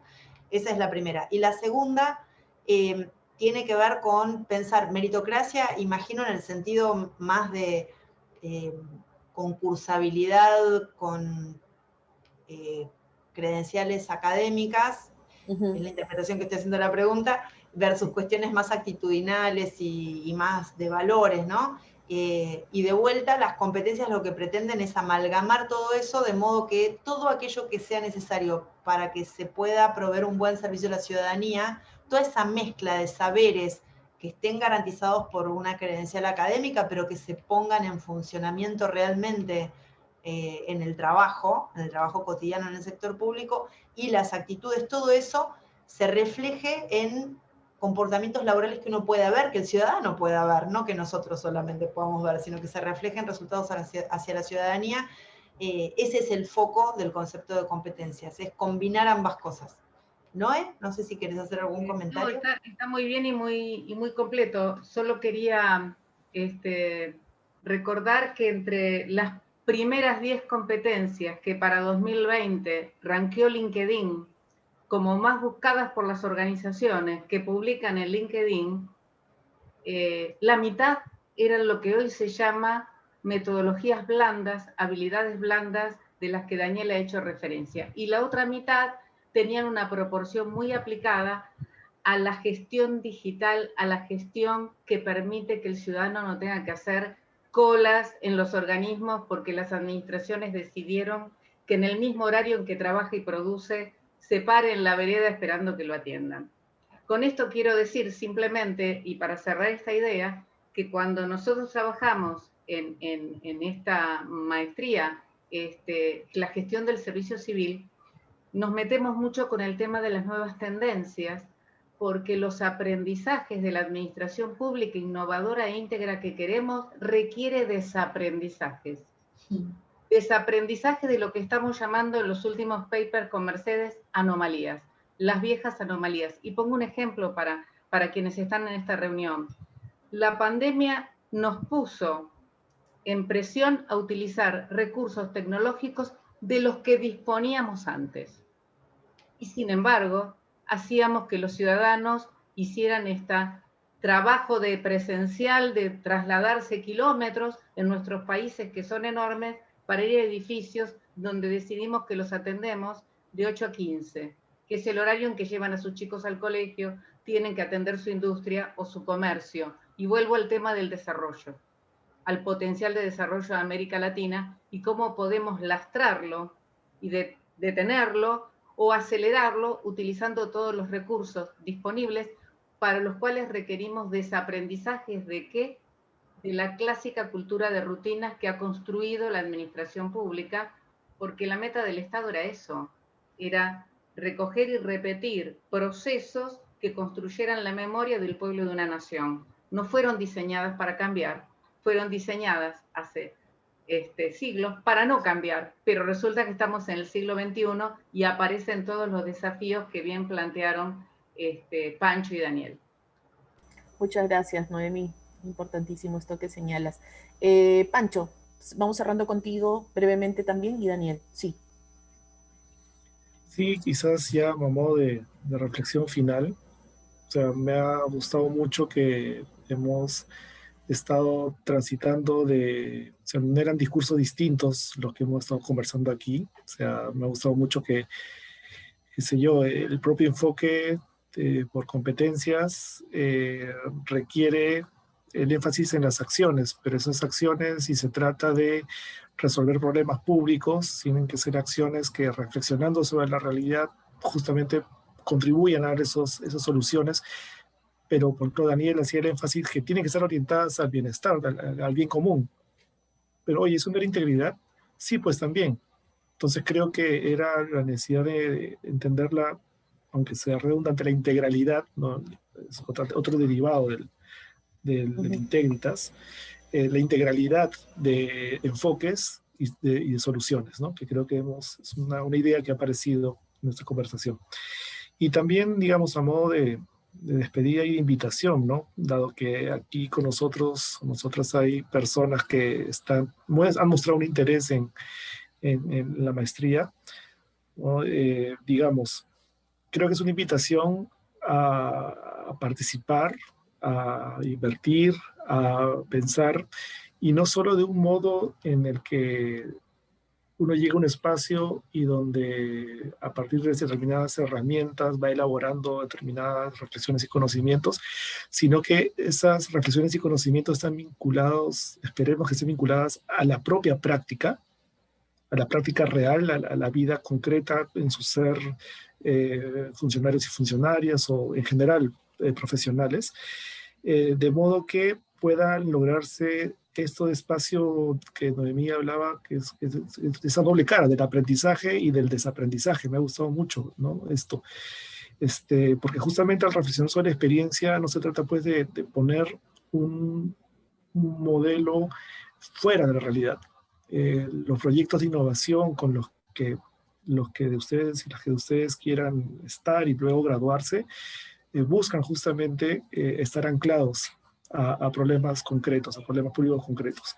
Entonces la idea es que es un espacio formativo donde se potencian, donde se afilan ya determinadas capacidades en este sentido. Y nada, saben ustedes que cuentan con un grupo de docentes, como decía Giselle, esta mezcla de experiencia y juventud, también con ánimo, también con pasión, porque nos han visto, o sea, nos emocionamos con estas cosas. Oh, ¿te emociona el Estado? Sí, nos emociona el Estado, nos emociona la gestión pública. Y nada, cuentan con lo que podamos humildemente, modestamente ofrecerles para que ustedes recorran ese camino, ¿no? Por ahí lo dejaría. Muy bien. Muchas gracias, Pancho. Muchas gracias, súper. Daniel, vamos cerrando contigo. Sí, yo un poco para pasar con José. Sí. Yo un poco en la línea de lo que decía Pancho, interesante cómo esos tres temas obviamente se integran, yo siempre me quedo con la idea de no separar las cosas, ¿no? O sea, solemos mucho, y más en la academia, todavía separar las cosas, ¿no? Pero cuando la vemos en la perspectiva, por ejemplo, de un estudiante o de un funcionario público, pues es imposible separarlas, ¿no? Yo veo siempre la persona va a ver las cosas de manera integral, en su conjunto. Y se ve en su conjunto cuando justamente está enfrentando algo, cuando tiene que hacer alguna acción al respecto. Ahí es que se ven justamente lo que decían Mercedes y Noemí, esas competencias, ¿no? Ahí es que se ven esos desempeños específicos. Y yendo al punto, por ejemplo, que lo que decía en un proyecto de innovación, ¿no? Si uno ve, por ejemplo, un equipo de trabajo trabajando un proyecto de innovación específico, que justamente es uno de los temas de la maestría, ¿no? Un curso transversal que tienen ustedes a lo largo de la maestría, ustedes pueden ahí, y los profesores vamos a verlo, y ustedes mismos lo van a ver, el desempeño de sus compañeros en diferentes competencias. No sé si el tema seguramente hasta el tema de integridad pueda salir por ahí. El tema de la aspiración al bien común, la pasión por el servicio público, va a salir las competencias de comunicación efectiva. Algunos estudiantes van a estar mejor, otros no tanto, que de repente hay que formarse mejor ahí. Comunicación, por ejemplo, verbal en una presentación y comunicación escrita, ¿no? Se va a ver ahí, por ejemplo, cuánto han analizado el problema, ¿no? Yo, por ejemplo, me fijo mucho en eso, ¿no? Profesor, ya vi, ya entendí, esta es la solución, ¿no?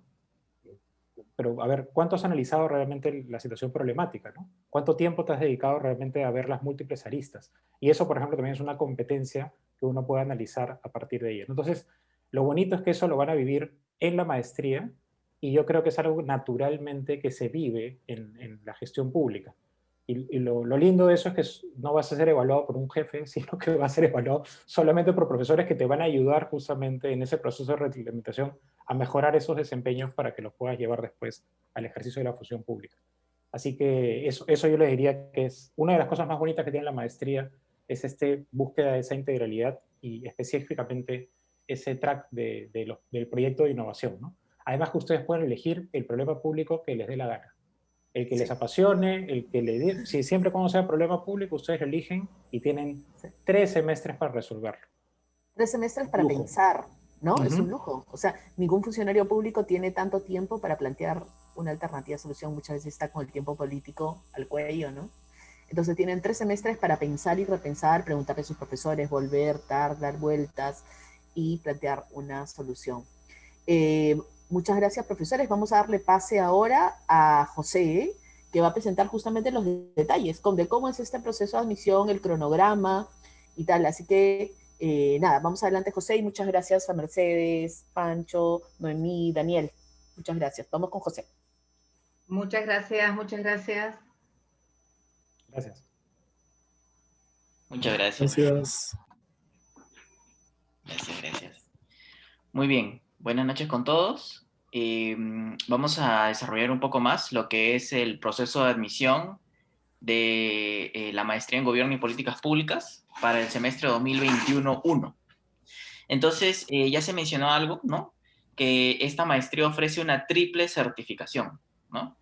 En primer lugar, ¿no? Lo más importante, el grado de magíster en Gobierno y Políticas Públicas a nombre de la Universidad Católica. Una vez que han completado 24 créditos de acuerdo a una lista de cursos que maneja la Escuela de Gobierno, ustedes van a obtener un diploma de posgrado en gestión pública. Es algo que pueden obtenerlo a medida que van cursando la maestría. ¿De acuerdo? Entonces eso es un plus que le damos para que ya en el camino vayan teniendo algo, ¿no? Un certificado. Y otro es el certificado de la pasantía, ¿no? De los cursos llevados en el Instituto de Estudios Internacionales de Barcelona, el IBI.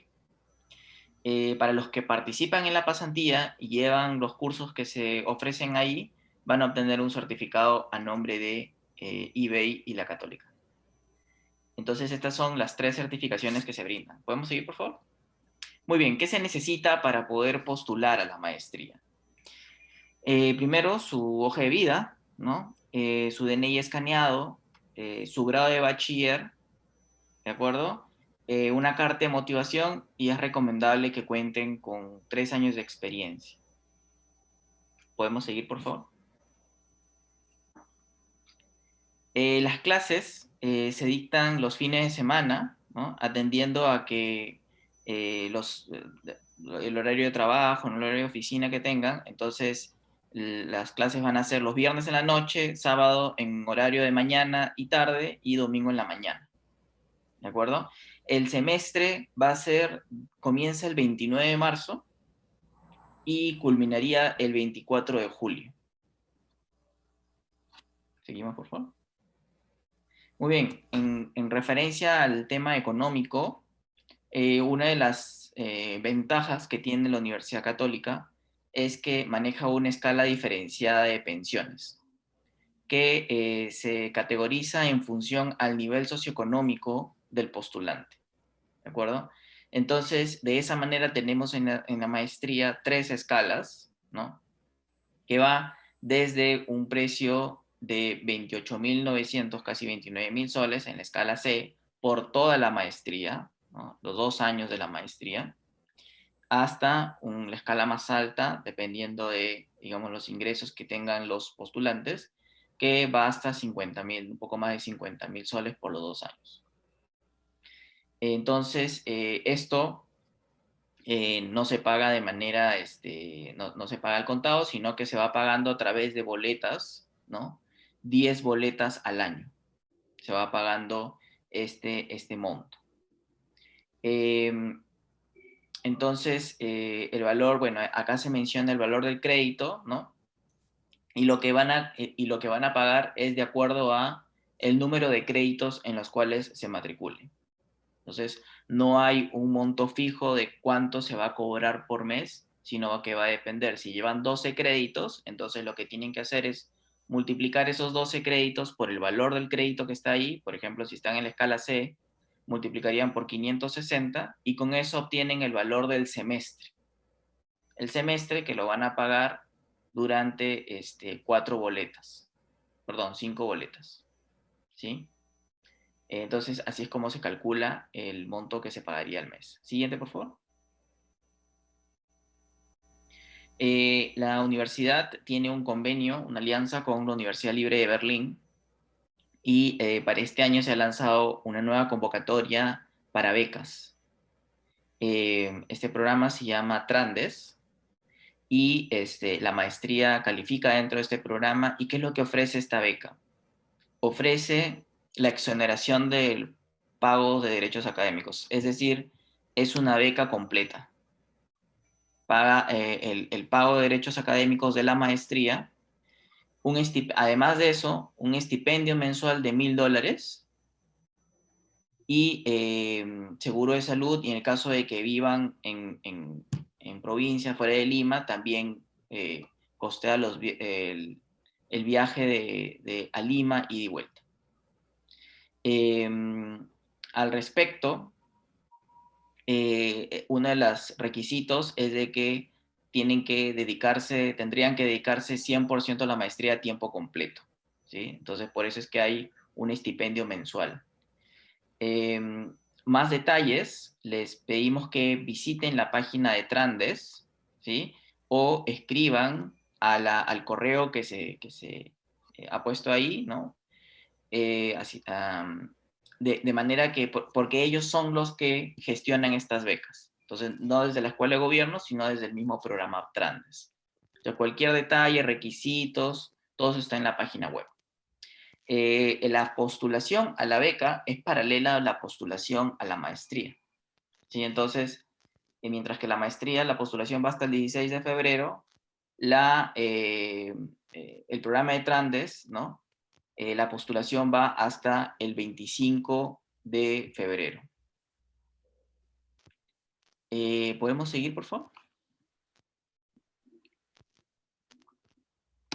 Muy bien. ¿En qué consiste el proceso de admisión de la maestría en gobierno? Consiste en 3 etapas. La primera es la evaluación de su expediente personal. Para eso pedimos su hoja de vida, ¿no? Queremos saber cuál es su trayectoria académica, su trayectoria profesional, ¿no es cierto? También tenemos un examen de conocimiento que consta de 2 partes. Un es examen de conocimientos en cuanto a competencias generales, ¿no? Y el otro es el estudio de casos típicos que verían en la maestría, en donde se va a evaluar su capacidad analítica, ¿no? Y su conocimiento básico sobre el tema que se va a abordar en la maestría. Y finalmente, el proceso culmina con una entrevista, ¿no? Dada la coyuntura, la entrevista es por videoconferencia. Seguimos, por favor.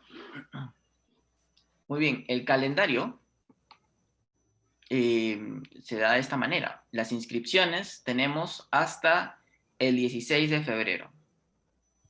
¿Sí? El 16 de febrero tenemos plazo para hacer la inscripción. ¿Cómo me inscribo?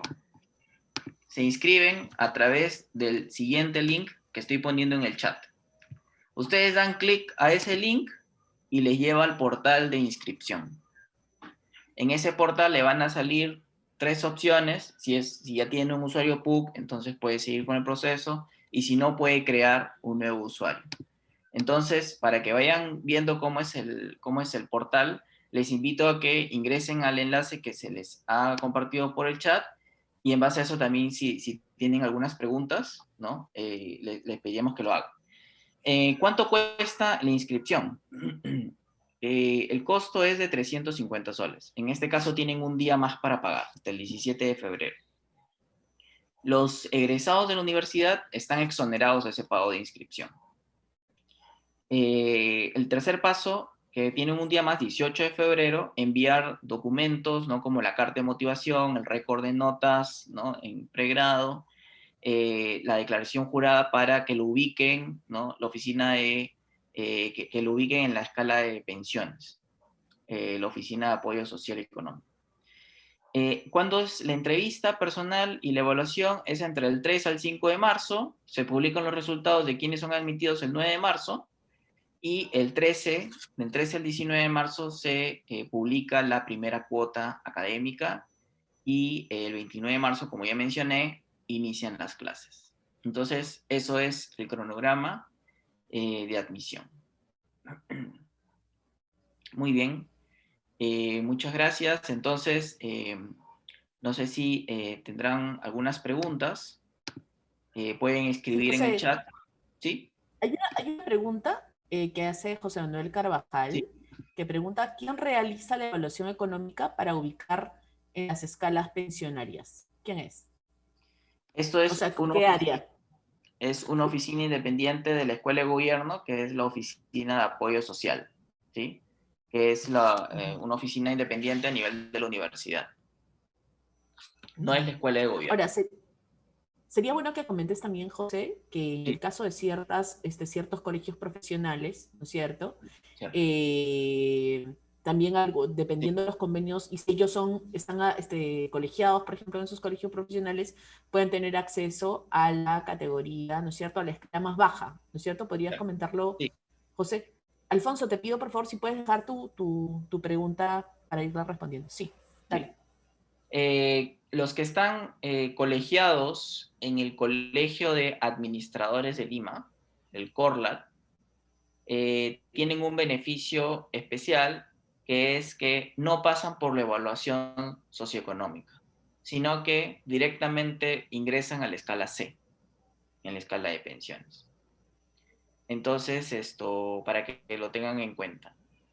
Lo que tienen que hacer es enviarnos una carta de presentación del Colegio de Administradores, y con eso nosotros acreditamos y pedimos al nivel de la universidad que se categorice en la escala C. ¿De acuerdo? Esta declaración jurada, para los que van a ser categorizados, que evalúan los ingresos que tengan y los gastos. Entonces, nosotros vamos a enviarles una ficha para que lo llenen, esa declaración jurada, y a través de las preguntas que se hagan, entonces van a ser categorizados. A ver, tenemos otra pregunta que dice Sí. Sí. José preguntaba, de hecho le había respondido, decía, si una persona está cursando un curso en una maestría, está en otra maestría, ¿no? Si existe la posibilidad de tomar uno de los cursos de la maestría. Le digo que sí, siempre que su malla permita electivos, ¿no? No estoy segura si en este caso, José, ellos necesitan la autorización previa a tomar electivos o simplemente pueden tomar electivos de cualquier otra maestría en la Católica. Si son alumnos de otras maestrías y quieren llevar electivos en la maestría en gobierno, tienen que tener la autorización de su director. De su director, correcto, sí. Perfecto. De su director. Luego hay otra pregunta de programa, ¿no es cierto? Ok, perfecto. Luego hay otra persona que pregunta, dentro de los requisitos para postular, dice, está el certificado de notas de pregrado, y dada la coyuntura, demorará un poco conseguirlo. ¿Se puede suplir dicho requisito? Certificado de notas de pregrado. Ya, a ver, lo que nosotros pediríamos es que hagan lo posible. En muchas universidades este certificado se puede obtener como un campus virtual, ¿no? Por internet.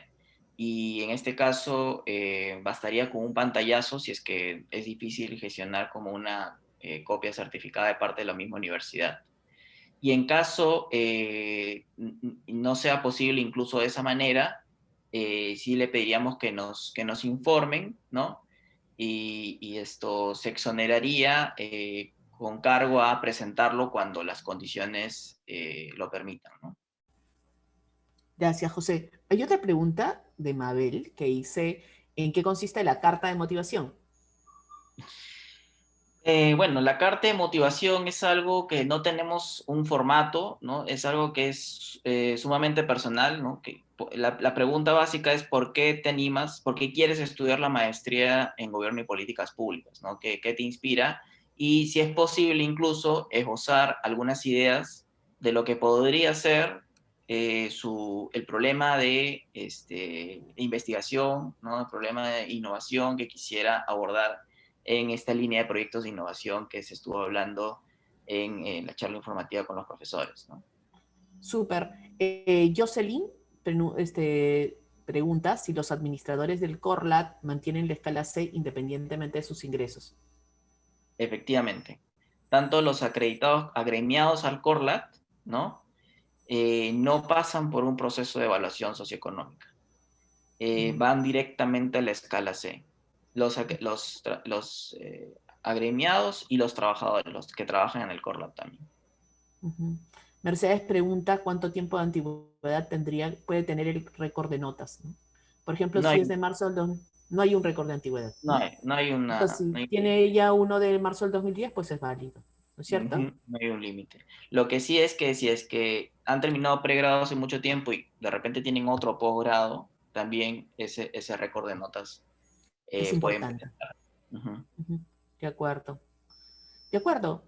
No sé si hay, me parece que estaba preguntando, pero en este caso Alfonso no ha dejado su pregunta en el chat. Aquí hay una pregunta de Jorge Roncal que dice, dentro de los requisitos, dice, está el récord académico. tengo uno del 2018 y yo egresé el 2017.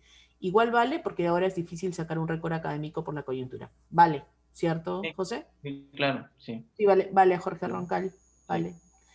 Eh, Ronald dice, por trabajo me encuentro en provincia y por el régimen laboral se me dificultaría asistir los días viernes. ¿Puedo tener algún inconveniente con ello? Por el momento no, Ronald, porque ahorita nosotros estamos en modalidad a distancia, ¿no? Recuerden que en este caso existen disposiciones que justamente están haciendo que la maestría se lleve a distancia, ¿no? En principio no tenemos visos, digamos, de cuándo vayamos a migrar a presencial, ¿no?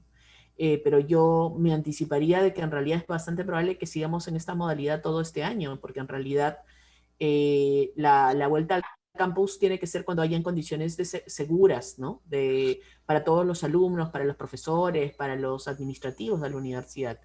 Entonces, por lo menos estos cursos de este año, ahora el 2021-1, así como 2021-2, los podrías llevar a distancia, no habría problema con ello, y habría que ver cómo va evolucionando todo, ¿no? Pero en principio, eso son las disposiciones del gobierno, ¿no? Esta es una maestría que en principio es presencial, pero que está siendo adaptada a distancia justamente por esta coyuntura, ¿no? Dicho ese paso, aquí es importante señalar, chicos, que de acuerdo con los rankings recientes, ¿no es cierto? La Universidad Católica es justamente una de las que ha liderado en lo que es la parte del aprendizaje a distancia, y es porque nos lo hemos tomado muy en serio, ¿no? No se trata solamente de migrar una clase, ¿no es cierto?, que antes harías en presencial a una versión virtual, sino que justamente se busca tener, ¿no es cierto?, una metodología que permita este aprendizaje a distancia, ¿no? Alfonso pregunta, ¿este programa es equivalente a una maestría en gestión pública? Lo consulto porque la Junta Nacional de Justicia exige a los aspirantes a jueces llevar una maestría en gestión pública. Esa es una excelente pregunta, Alfonso. Yo creo que en realidad allí tendríamos que preguntarle a la Junta Nacional de Justicia qué es lo que ellos están esperando en este caso, qué es lo que ellos están entendiendo por una maestría en gestión públicos o qué tipo de competencias son las que ellos están esperando que lleves, ¿no? Porque en realidad tenemos, sí, claramente cursos vinculados a gestión de organizaciones públicas, un grueso de cursos vinculados a ello, también de ciclo de políticas públicas que se incluyen en otras maestrías en gestión pública, también cursos vinculados a ciencia política. Yo te diría que claramente la maestría en gobierno y políticas públicas es más integral, ¿no? Entonces, de pronto de repente puedes bajarte la malla de cursos que tenemos y llevarla a la Junta Nacional de Justicia para preguntarle si a la luz de estas asignaturas, en este caso sería equivalente porque ellos son los que tendrían que determinarlo. Jefferson López dice, respecto al récord de notas, acabé el pregrado en el 2010 y no cuento con dicho documento, pero en el 2014 llevé un curso PE en la Universidad de San. Y si cuento con dicho récord de notas del PE, dice, ¿puedo presentar ese documento? Dice José, ¿qué opinas? No entiendo qué es, a qué se refiere con PEE. Es un programa de especialización. Es un Imagino, programa de ¿no? Un programa especialización de en la Universidad de San. especialización. Sí. Sí. Sí, sí es posible presentar este documento, ¿no? De todas maneras, como les digo, hagan lo posible para presentarnos sus notas de pregrado. Si no les es posible, incluso un pantallazo por la página web, y si no les es posible eso, y tienen otros notas o otros, o tienen un posgrado, ¿no? O un programa, un diplomado, también pueden alcanzarnos esas notas, ¿no? Y dicho esto, también en atención a la coyuntura, cualquier otro documento, ¿no? Por ejemplo, en el caso de los que se les pide algún documento relacionado al pregrado, ¿no? Al grado de bachiller, por ejemplo, ¿no? Entonces, pueden decirnos por correo electrónico y llenar una declaración jurada con cargo a rendir o presentar el documento cuando las condiciones lo permitan, ¿no? Hugo pregunta, ¿cuántos cursos y créditos se llevan obligatoriamente en el primero y en el segundo ciclo? En promedio son 12 créditos al semestre. 12 créditos al semestre son aproximadamente 12 horas que se llevan, ¿no? 12 horas lectivas. que, digamos, en términos de cursos depende, ¿no? Si los cursos son cursos de 3 créditos o cursos de 1.5 créditos, ¿no? Entonces, en los cursos del primer ciclo, todos son, en este caso, cursos de 3 créditos, ¿no? Pero a partir del segundo ciclo ya se empiezan a incorporar asignaturas de 1.5 créditos que ustedes llevan en una primera parte del semestre un curso y en la segunda parte del semestre otro curso, ¿no? Dice, bueno, eh, nos recuerda la coordinadora de la escuela que también pueden mandar cualquier tipo de consultas, ¿no es cierto? También a posgrado.egpp@puc.edu.pe. Alfonso Tapia pregunta, dice, ¿no? Los ciclos 2021 y 2022 he culminado los cursos de la maestría en Derecho Tributario y tengo programado sustentar en abril o mayo, pero quisiera ir matriculándome en este programa. ¿O es necesario que primero sustente para poder matricularme en esta maestría? Quizás pueda solicitar una autorización al director de la maestría en Derecho Tributario. Creo que no es necesario, ¿no es cierto?, que sustente en la otra maestría para empezar esta otra. Habría que consultarlo, ¿no? Yo no sé cuáles son las condiciones que tendrá esta maestría, pero lo que correspondería en este caso es que ya sea que lo haga ahora o que lo haga después de sustentar, es importante que considere que el proceso que sigue no es un proceso de admisión. No va a pasar por el proceso que he descrito del examen, de evaluación curricular, no va a pasar por ese proceso, sino el proceso es de cambio de especialidad. No implica que ya no va a tener su grado en la otra maestría, pero siempre si son egresados de posgrado de la Católica, si hayan llevado otra maestría, no van a pasar por este proceso, sino por un procedimiento de cambio de especialidad. Y eso se hace por el mismo campus virtual. ¿Sí? Eso es que quisiera aclarar, ¿no? Ronald David dice, en la evaluación socioeconómica piden un documento que acredite una escala de pensión, pero la universidad que ha concluido es nacional. ¿Cómo puedo hacer al respecto? Quizás podría Una declaración plantearnos jurada. esta consulta, una declaración jurada, ¿sí? Sí. Sí, y nos tiene que decir por el correo que se les ha brindado cuál es ese documento que no pueden acreditar, para poder consultarlo también con la Oficina de Apoyo Social. Recuerden, el correo es posgrado, anótenlo por favor, posgrado.egpp@pucp.edu.pe. ¿Ya? Usted también lo acaba de colocar de nuevo. Sergio nos comenta, nos dice, no, buenas noches, una consulta. Por récord de notas se puede presentar el certificado de estudios y o cualquier otro documento que acredite notas de pregrado. Sí, sí. Es correcto, Sergio. De acuerdo. Ok. Parece que son todas las preguntas, ¿cierto? Ahí tienen el link para que puedan ir a la inscripción, ¿no es cierto? Que lo acaban de colocar justamente. Y también tienen en los dos últimos comentarios el correo al que pueden también escribir si tienen cualquier tipo de consulta. Y nada, los esperamos. Esta dinámica que han visto un poco entre los profesores es la dinámica que van a encontrar en las clases. En la Universidad Católica estamos comprometidos justamente con el desarrollo del país y consideramos que justamente formando a buenos funcionarios públicos, ¿no es cierto? Formar a buenos funcionarios públicos parte justamente de nuestra contribución, ¿no es cierto? Para que nuestro país justamente supere una serie de problemas que han sido develados en este contexto de pandemia, ¿no? Por el bien de nosotros, por el bien de nuestros hijos, ¿no es cierto? Por el desarrollo de nuestro país. Ok, entonces, nada, dicho eso, nos estaríamos despidiendo, ¿no es cierto? Hasta una siguiente ocasión, agradeciéndoles por su paciencia, agradeciéndoles por haber participado de este webinar y nos vemos muy pronto. ¿Sí? Hasta luego. Bien. Muchas gracias. Muchas gracias también a todo el equipo que ha estado en toda la organización. Muchas gracias. Hasta pronto. Gracias. Adiós. Chao, Cuídense. chao. Chau, chau.